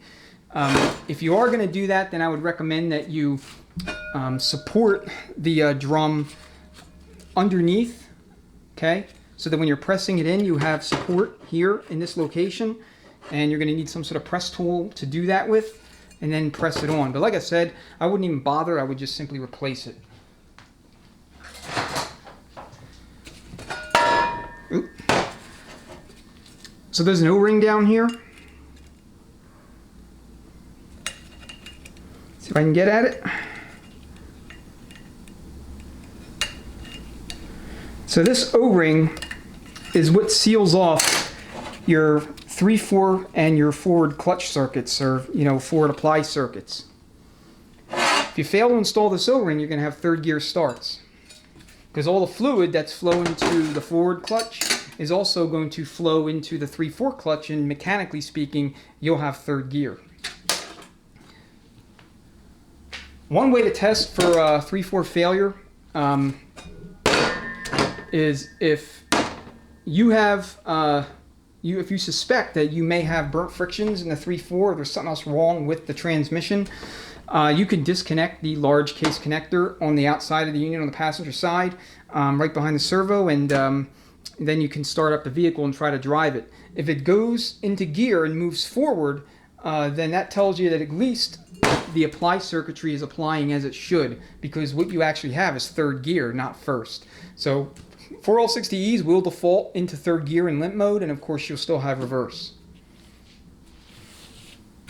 And then sealing rings, replace them. You'll need some way of resizing these rings once you install them, so you kind of stretch them out and over the shaft, and then maneuver them down into their grooves.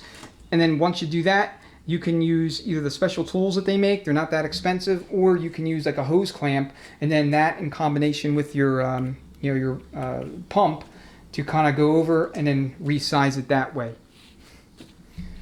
Okay, check these lugs, make sure the lugs are not damaged. Make sure there's not excessive wear here on the lugs where the reverse input clutches spline onto.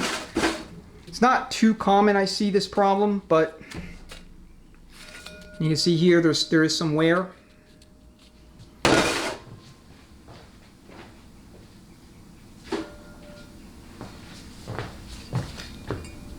Here's an example of another input drum. There's no wear there. So I'm actually going to have him replace this drum so that we don't have that problem.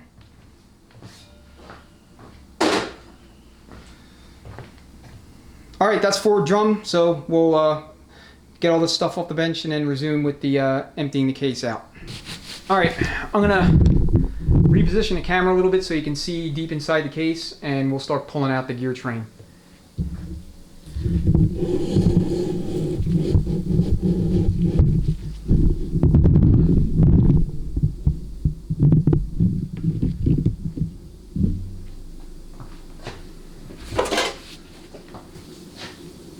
So here's where your 90-degree snap ring pliers will come in handy.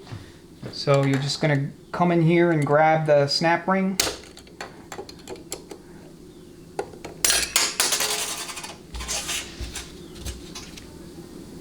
These come in the kit, so you do not reuse these.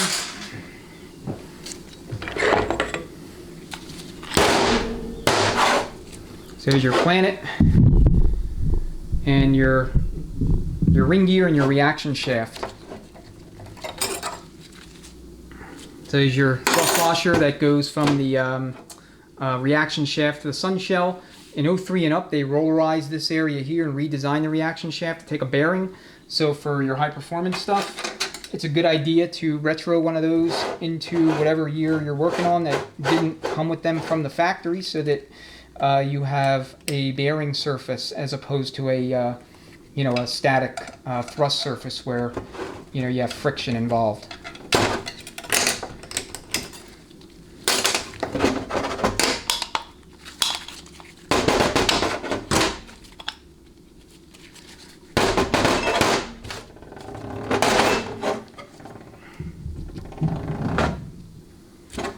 Okay, so for the reaction shaft, just check these splines here. A lot of times I will see these worn, and if they're worn out, then you'll have a failure. This will strip, and you will have no reaction and no connection to the rear gear train. These bushings will be replaced. Check the surface here for the bearing. Make sure it's in good shape. Likewise for the surface for the thrust washer. And then lastly, check the splines. 07 and up, 4L70s. They had a induction hardened set of splines, so again, ideal for high performance. Here's your forward ring gear. You're going to look at your teeth, make sure that all the teeth are in good shape. Make sure these lugs here are also in good shape. A lot of times I'll see these worn out. They'll have like grooves cut into the lugs by the by the 3/4 clutch plates, and that'll cause it to hang up. Also, they will be worn down to the nub so that the the clutch plates won't have a good surface to grab onto. If you see that or any of those things, you want to replace this.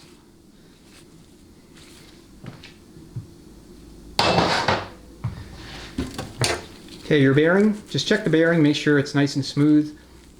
You shouldn't be hearing any kind of noises with it. If you do, just replace it. A good used bearing is usually sufficient. A new bearing is recommended for high performance. Snap ring, make sure it's not broken.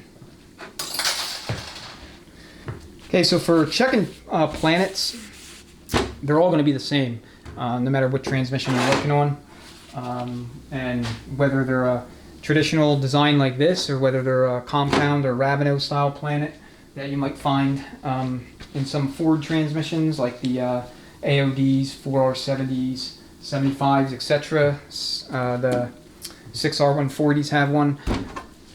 You're going to be checking for a few basic things. Okay, you're going to first check the structure or the housing, make sure there's no cracks, make sure it's not damaged by heat. You're going to check the pinions, make sure they're not loose. If you see bluing around the pinions anywhere on either surface, that would tell me that this thing has been heat damaged and should not be reused. You're going to check your journal. Okay, make sure that journal is mirrory smooth. If it's got grooves cut into it or it's damaged in some way, then you want to replace it. Same with the splines. Make sure all the engagement splines are in good shape. None are cracked, none are worn, none are fractured. For the pinions themselves, you want to check side play. Make sure there is none. Make sure they spin nice and smooth. Okay, check them all the way around. Alright, you also want to check the vertical play. Alright, after you've done these for a while, you'll know which is good, which is not. You can use feeler gauges against the spec to check for excessive wear. Okay, they do sell rebuild kits for these planets, so they are available. You pop the pinions out, you replace the little washers inside here, you can replace the needle bearings, and you can restore this planet to good as new. Check the bearing. As you can see, this bearing looks like it could be new. This could be a reman planet. Okay, you want to make sure that you don't feel any kind of like, you know, granularity, for lack of a better term. Make sure that there's not like sand or whatever. Check the bearing surface, and then of course check the health of the gears. As far as you know, dealing with these planets during overhaul, clean them up, wipe them down with like a rag or a shop towel or whatever. I would not spray them down with brake cleaner. What I would do is once they're wiped down, you got them clean as you can, just stick them in transmission fluid and let them soak there until you're ready to reinstall. So I'm not going to go over the inspection points for the rear planet, just assume it's exactly the same, because it is. Okay, so here's your sun shell. Always replace this with a hardened heat-treated version. They have ones that they sell over the counter. I want to say they're about 40, 45 bucks. You can also, for high performance, replace this with a high performance sun shell that's rollerized. TCI makes them. The one I always recommend and use is the Sonnax Smart Shell, and I got a separate video on that. That rollerizes both thrust surfaces, so your rear thrust surface and your front thrust surface, if you're using that updated reaction shaft. And that's what I recommend you do. Now, if you suddenly find yourself without reverse, second, or fourth gear, more than likely the sun shell has failed. It usually either strips here, in other words, the neck separates from the body, and you could start to see that happening. The other thing is that earlier shells had very, you know, they were cast with very weak metal, and these splines would just strip right out. So the shell would itself, you know, be intact, but the splines would just simply be, you know, spinning freely, not, and you know, connected to the sun gear anymore. So again, always replace, never reuse.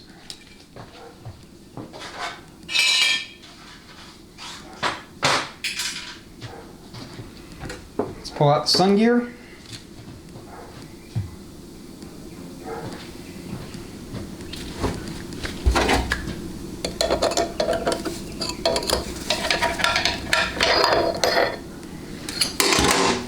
Okay, you're going to check for the same things with the sun gear. Replace the bushing, check the body, check the splines, check the teeth.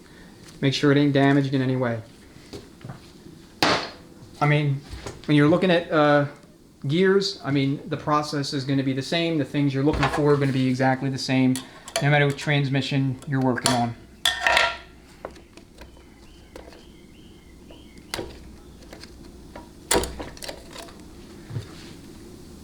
Okay, this is the thrust washer for the rear of the sun gear to the center supports inner race.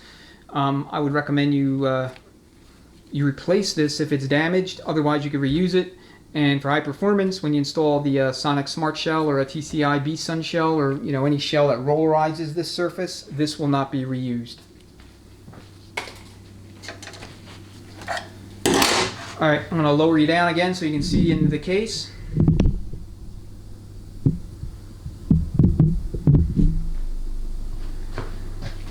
So you have your center support snap ring. So I like to use a screwdriver that has a little, you know, little engagement tip. So I can grab that snap ring and pull it toward me.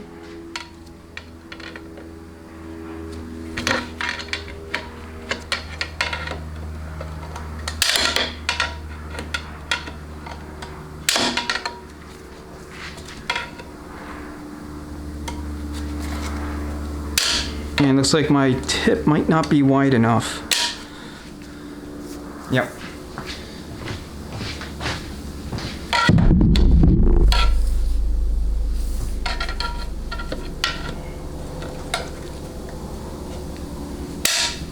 There we go. I was just grabbing it in the wrong spot.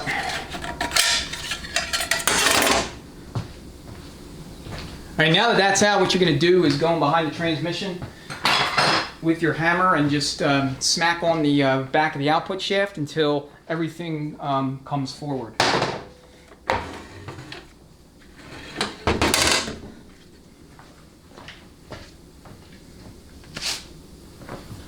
I'm gonna have to move this back a little bit.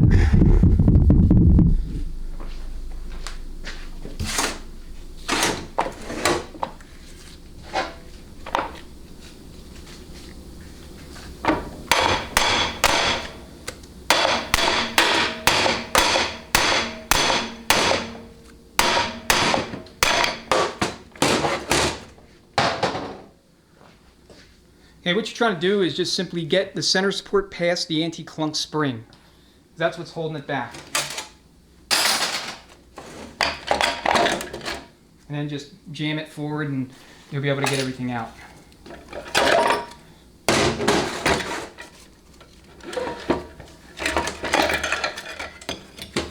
And your center support, your low reverse clutch pack, or at least some of it, and there's the rest of it, and then the ring gear, and then the output shaft.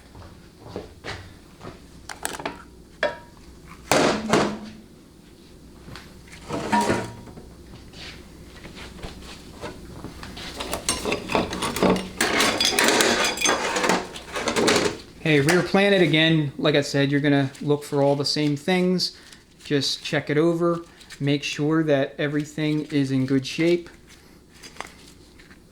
Don't see any kind of heat damage on either of these pistons, either of these planets. So that's good news. I don't think there was any serious overheating occurring in this transmission at any point. Forward slipping, notwithstanding. Yeah, that could be due to any number of things, like I mentioned. Okay, so low reverse, tubular steels were used, 97 and up. And then you had your wave plate. Fairly uncommon to see low reverse burnt. If it is burnt, more than likely it's the center seal in the low reverse piston that's bad. So you have your wave plate, and then that sits on top of the rest of the clutch pack. I'm sorry, it sits underneath the rest of the clutch pack, or to the rear.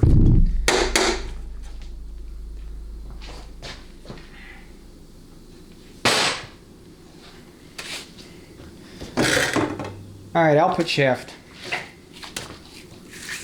Inspect all the splines on the output shaft. Every once in a while I'll see splines here that are chipped. So if you see that, or you see them here where the planet goes, you want to replace the shaft. Okay, these reluctor gears, they can be pressed on and off. So if this is bad, like I've never seen it, but if it's damaged in any way, you can press off this one and press on a new one. And then this little oil slinger or oil router, this has an O-ring in here. You can take this off and replace that O-ring. Check the journal. Journal here looks good. Again, you're looking for all the usual things. Any chipping, scoring, any other kind of damage by heat or whatever. If it is damaged, replace the shaft. If the shaft just has a little bit of superficial glazing, you can just use sandpaper to deal with that. This one obviously does not.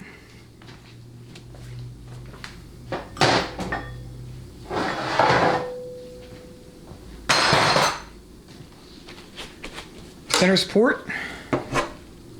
So here you have the support body, then you have your low roller clutch inside here, and then you have your inner race. So check the race, make sure it's not damaged in any way. Every once in a while I'll see the face cracked or otherwise heat damaged, and again that's would indicate signs of abuse or just very poor maintenance.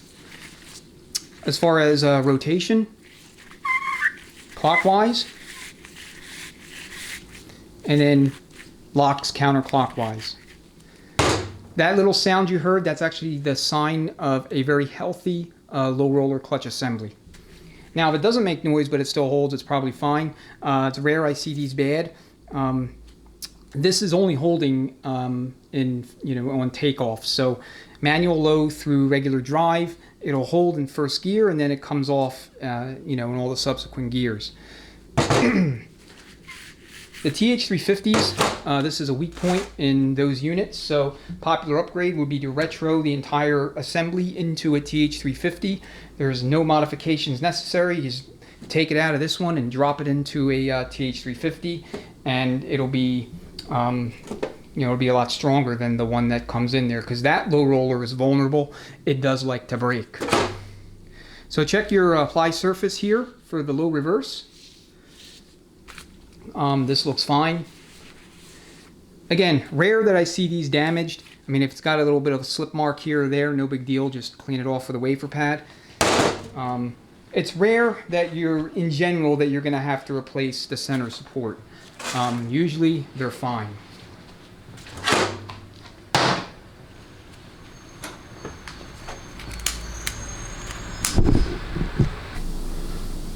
Alright, I had to wait for that truck to go by. Okay, so here's the rear ring gear. Again, check your journal, check your parking pole lugs, make sure they're not broken or whatever. Check your teeth. Again, same deal, splines. Make sure everything just looks good. Bearing,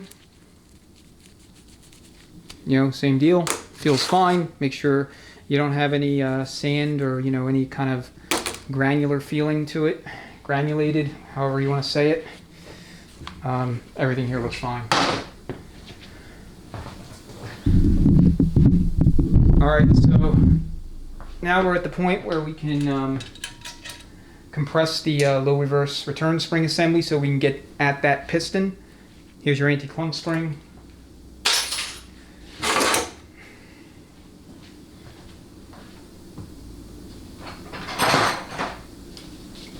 So this is going to be tricky for me to try and get this on with the case horizontal like this. Usually I stand it up, but I'll see if I can do it. If not, I'll have to stand it up and then I'll bring it back down to show you. Take this fluid out of here. Nasty fluid.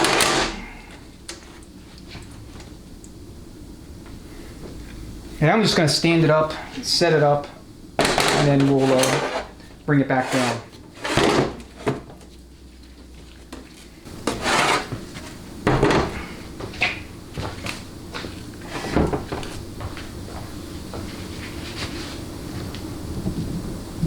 All right, tool's set up. I'm going to zoom in.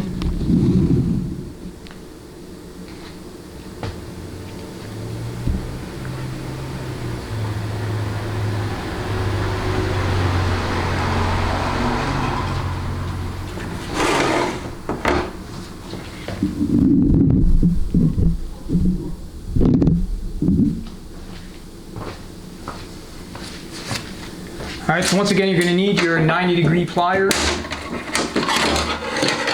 for that snap ring. And the snap ring is at roughly the 7 o'clock position. So I don't know if you can see it, but you'll notice that the ends of the snap ring are kind of between the locking tabs. So there's 4 locking tabs on that retainer. And when you go back with it, you want to make sure that the snap ring is installed, just in the same way. You don't want the snap ring to be not engaged with, one or more of those tabs.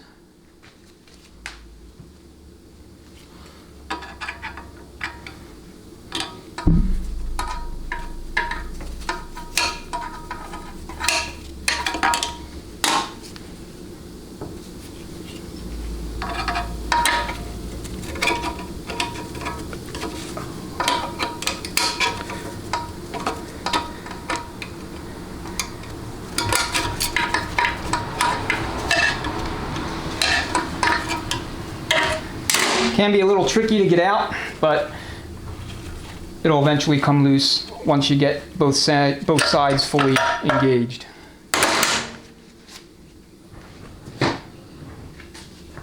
If the spring assembly is caught up, just use your output shaft to break it loose.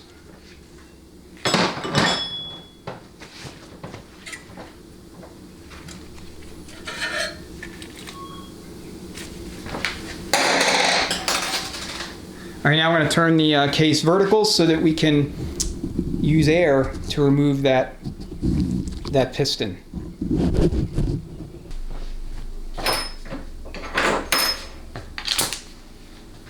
All right, so here's low reverse. Just put some air right in there, and the piston will come loose and drop down onto the bench.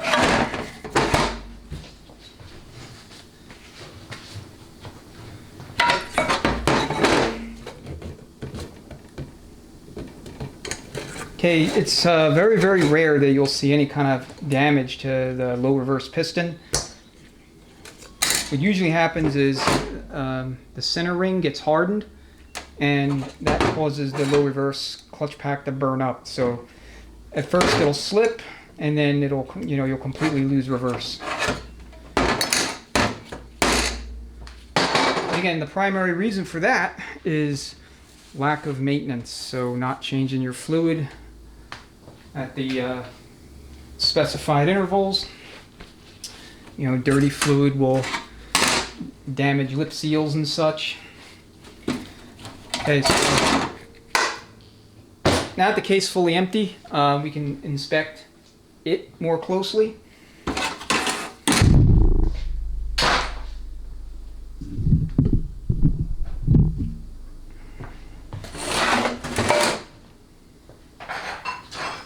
Alright, last thing I'm going to take out is the selector shaft seal.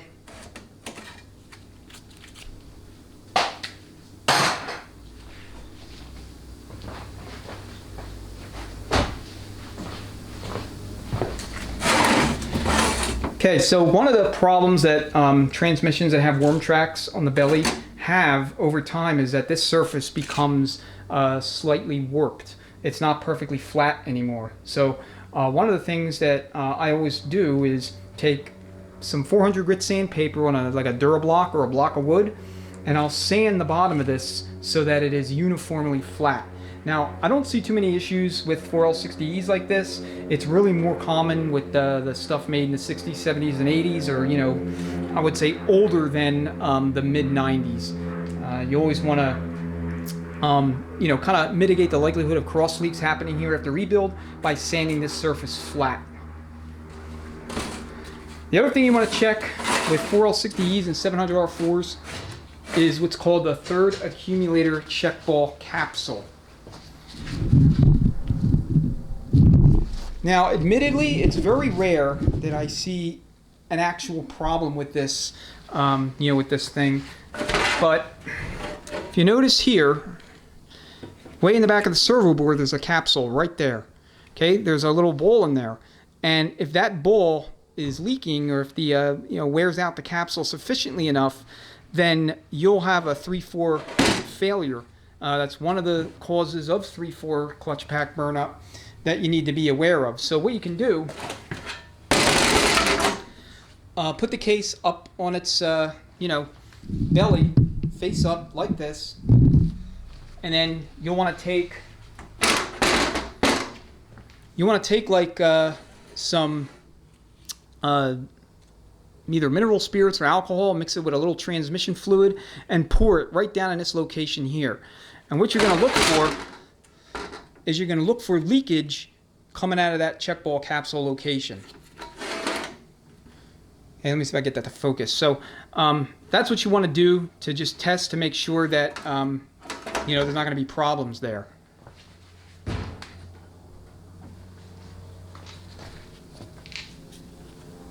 So here's my solution.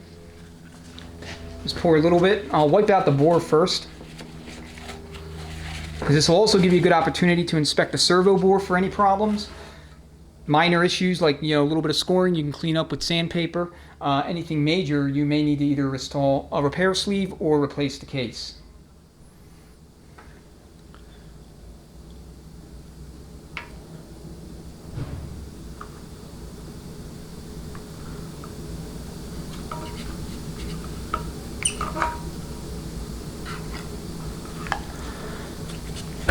Alright, I poured like way too much, but the idea is you don't want to see anything coming out of here. If that's leaking, then you're going to have a problem with third gear. Now, if it is bad, you can just more or less look at the third gear clutches. I mean, if they're absolutely smoked, but everywhere else in the transmission looks fine, like all the other clutch packs are have the normal amount of wear to them, then you might suspect that could be a cause of the problem. But like I said, it's rare that I see those check ball capsules leaking. Now, to remove that, you'll need a couple special tools. One of the tools you can fab up yourself just using a bolt and cutting slits into the bolt, screwing the bolt into the mouth of the capsule, and then using a slide hammer to wrap it out. And then the other tool is like an installation tool that will allow you to install it and seat it, you know, where it needs to go in the case.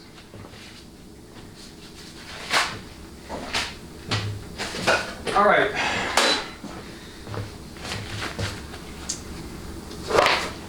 Next on the case is you want to look at that fourth accumulator piston bore. You want to make sure that there's no scoring in that bore. You know, nothing that would cut the little seals that go on the piston. I should say one seal. This feels nice and smooth. It looks nice and smooth. You know, you won't have issues there. Then same with the pump mating surface. You want to check that, make sure that there's no problems with it. And so we got a straggler check ball there. The low reverse check ball is captured.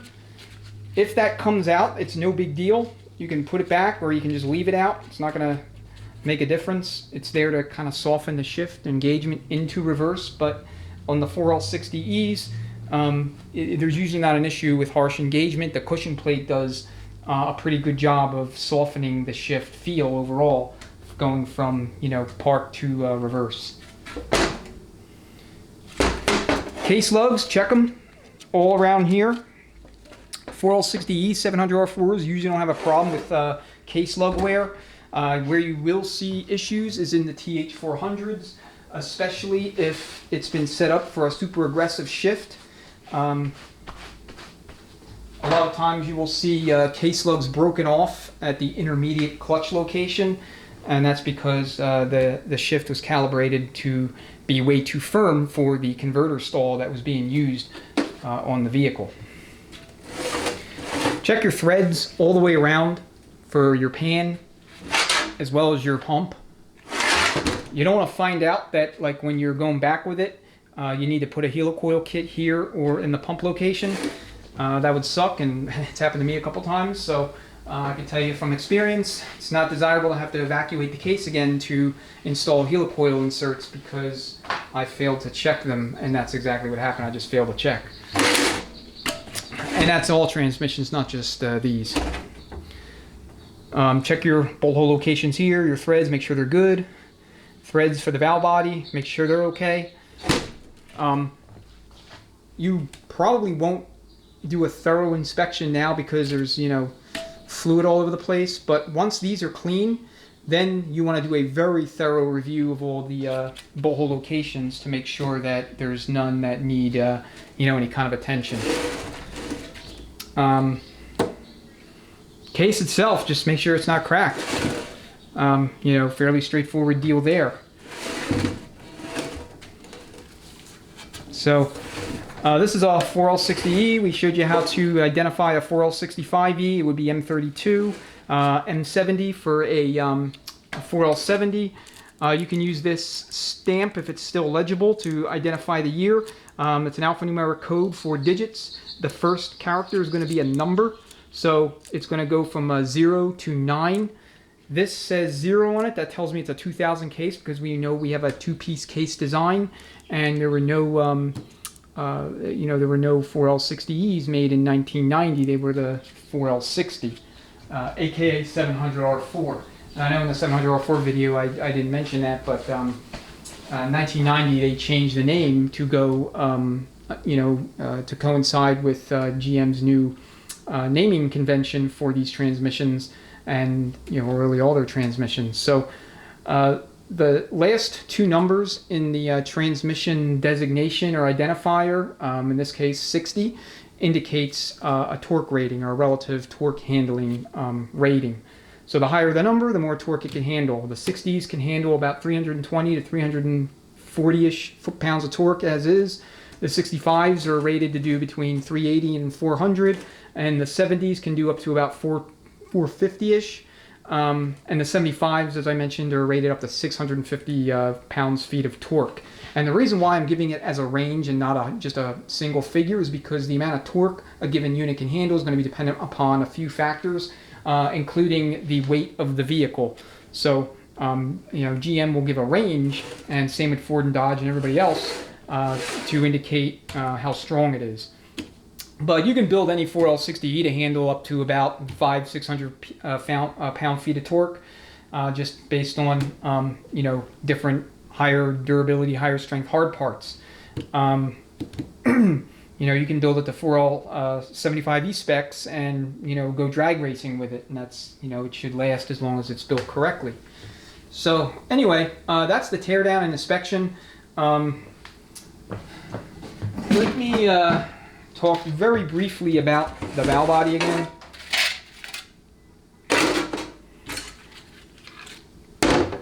Okay, so here's the valve body, and what we will do is in this location right here, this is going to be your actuator feed limit valve. We'll put this on a Sonnax tester, and it's a pull vacuum style tester, and it will you know, give you a reading in inches of lift to let you know how well this valve is sealing. Okay, I always test these valves, and I'll go over to the machine and we'll do that, and I'll probably film that as a separate video as well, but I'll include it here in the teardown. And that'll tell me if I need to ream this bore and install a Sonnax improved oversized AFL valve. So the 4L60s and 4L80s take the same valve, and the procedure is the same. The repair is the same, and that basically fixes this valve location permanently. And then, as I mentioned, the TCC location here, this can be problematic. I'm going to install a shift kit in this transmission. It comes with its own valve, and that usually fixes it. But if not, you know, we'll resort to other means. One of those is Sonnax's own oversized valve. Again, same procedure. You ream it out, you put a sleeve with the valve in it, and that fixes it. You can also block this valve off permanently using a check ball and turning one of these valves in, you know, going the opposite way. And that just stops that valve from moving, and it's the rear valve that you want to stop from moving. So that's another method you can use to convert PWM to a pure on-off converter clutch apply strategy. For anything 07 or 08 and up, when variable valve timing and active cylinder management was introduced, you have to keep this PWM circuit active. You can't block it off with like a, you know, special valve or whatever. I mean, the active cylinder management functionality needs the PWM to work. I don't know the exact mechanics of it or the, you know, process or whatever, but I can tell you that if you block it off, you'll have major issues with the active cylinder management or variable valve timing functionality in those units, in those vehicles. Okay, I have a separate teardown video on valve bodies for the 4L60E. I'm not going to film this one. It's exactly the same. I mean, there's literally no difference. But if we decide to do a high performance build and we install a major shift kit or a valve body recalibration kit, then I will film that so that you can see what that looks like. Otherwise, case is empty. Everything's out. Everything's been inspected, and overall, this case was in pretty good shape. You know. The only thing that we really need to do with it is have the pump body machined, and that's no big deal. So we'll go clean everything up and get everything back together so that I can rebuild this thing and get it back to the customer.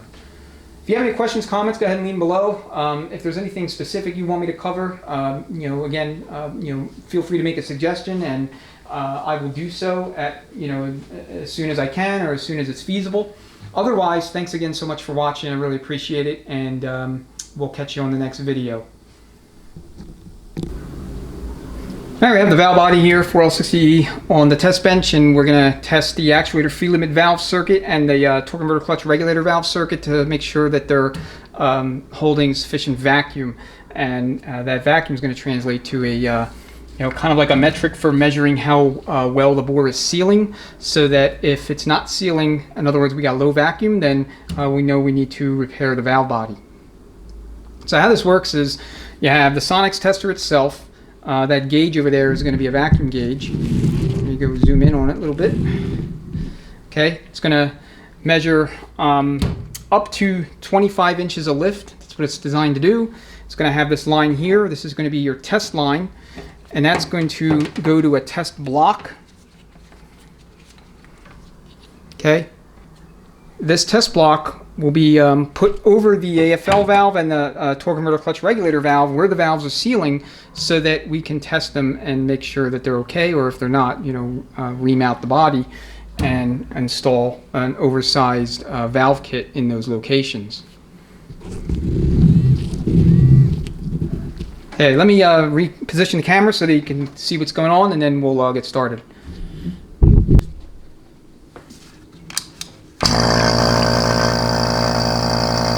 Alright, once you have the vacuum pump running, what you want to do is take the test block, put a thumb over it, and look at the scale, or the gauge rather, and see where it is. And then you want to back the gauge off till it reads 25 inches of lift. And that's what you want to start out with. Then what you're going to do is you're going to take your valve body, and first we'll test the actuator feed limit valve. So that's going to be this location right here. Be right here. So put your pad and that right over the valve. And then put the test block over it. And you can see the gauge. Right now we're showing at 22 inches of lift. So 22 inches of lift is really good. Anything above 15 is considered acceptable. If I'm below 15, then I'm like marginal. If I'm below 10, then I'm definitely reaming the valve body. Anything high performance, my standard is 20 inches and no less. Okay, so I'll do a couple readings just to be sure. Okay, it's sealing good.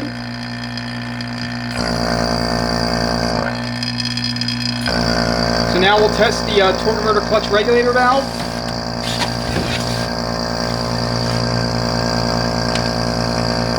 Now it's going to be this location right here.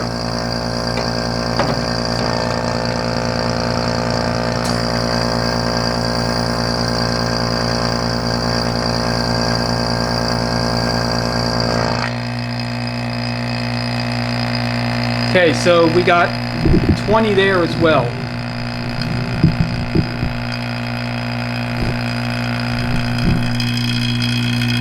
And it looks like I'm bending the line.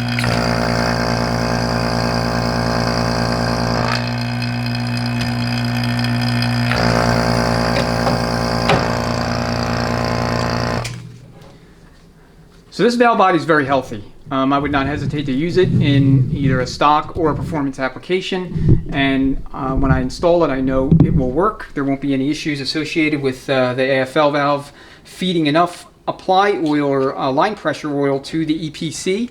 And I know that the TCC regulator valve will not have any issues. There should not be an occurrence of P1870. So that's how you test valve bodies. You can use this device to test pumps, pressure regulator valve circuitry, and pretty much anything that takes valving in which this test block will fit over. Now the earlier units like the TH400s, 350, 700R4s, they're going to be a little bit more of a challenge to test. I in fact have to have a kind of like a much larger plexiglass test block made because the circuitry is very large. It's not like the 60. As you can see, we have very small locations that this block can easily accommodate. Will fit right over it. So with the 700s, with the TH350s, and some of the older transmissions, because that's where you're going to have problems. Not so much the newer stuff; it's going to be in the old stuff. You need a larger test block so that you can cover the entire clutch circuit. Otherwise, you won't be able to test it. All right, that's how you test these things. When I get one of these that needs to be repaired, I'll go ahead and film that. But essentially what you use is a reamer, a jig, a fixture, and you bolt the valve body in place onto the fixture. In fact, the fixture in question is sitting right up here. That's what this is. Valve body bolts to this surface, and then you have the you have the reamer, main reamer holding plate, and then the interior bearing, and you put this valve body on that fixture, and then you use a reamer with a drill to remount the bore and ultimately install the oversized valve. or valve sleeve rather, and then that permanently fixes the problem. And 100,000 miles from now, when that valve wears out, you just take out the valve and the sleeve and you install a new one, and that's it. You're no longer dependent on the viability of the casting to be in good shape. All you're doing is just swapping out valves and sleeves, and that's it. All right, if you have any questions, comments, go ahead and leave them below. Thanks so much for watching. I will integrate this into the 4L60E teardown video as well, so it'll be in 2 places. Thanks again.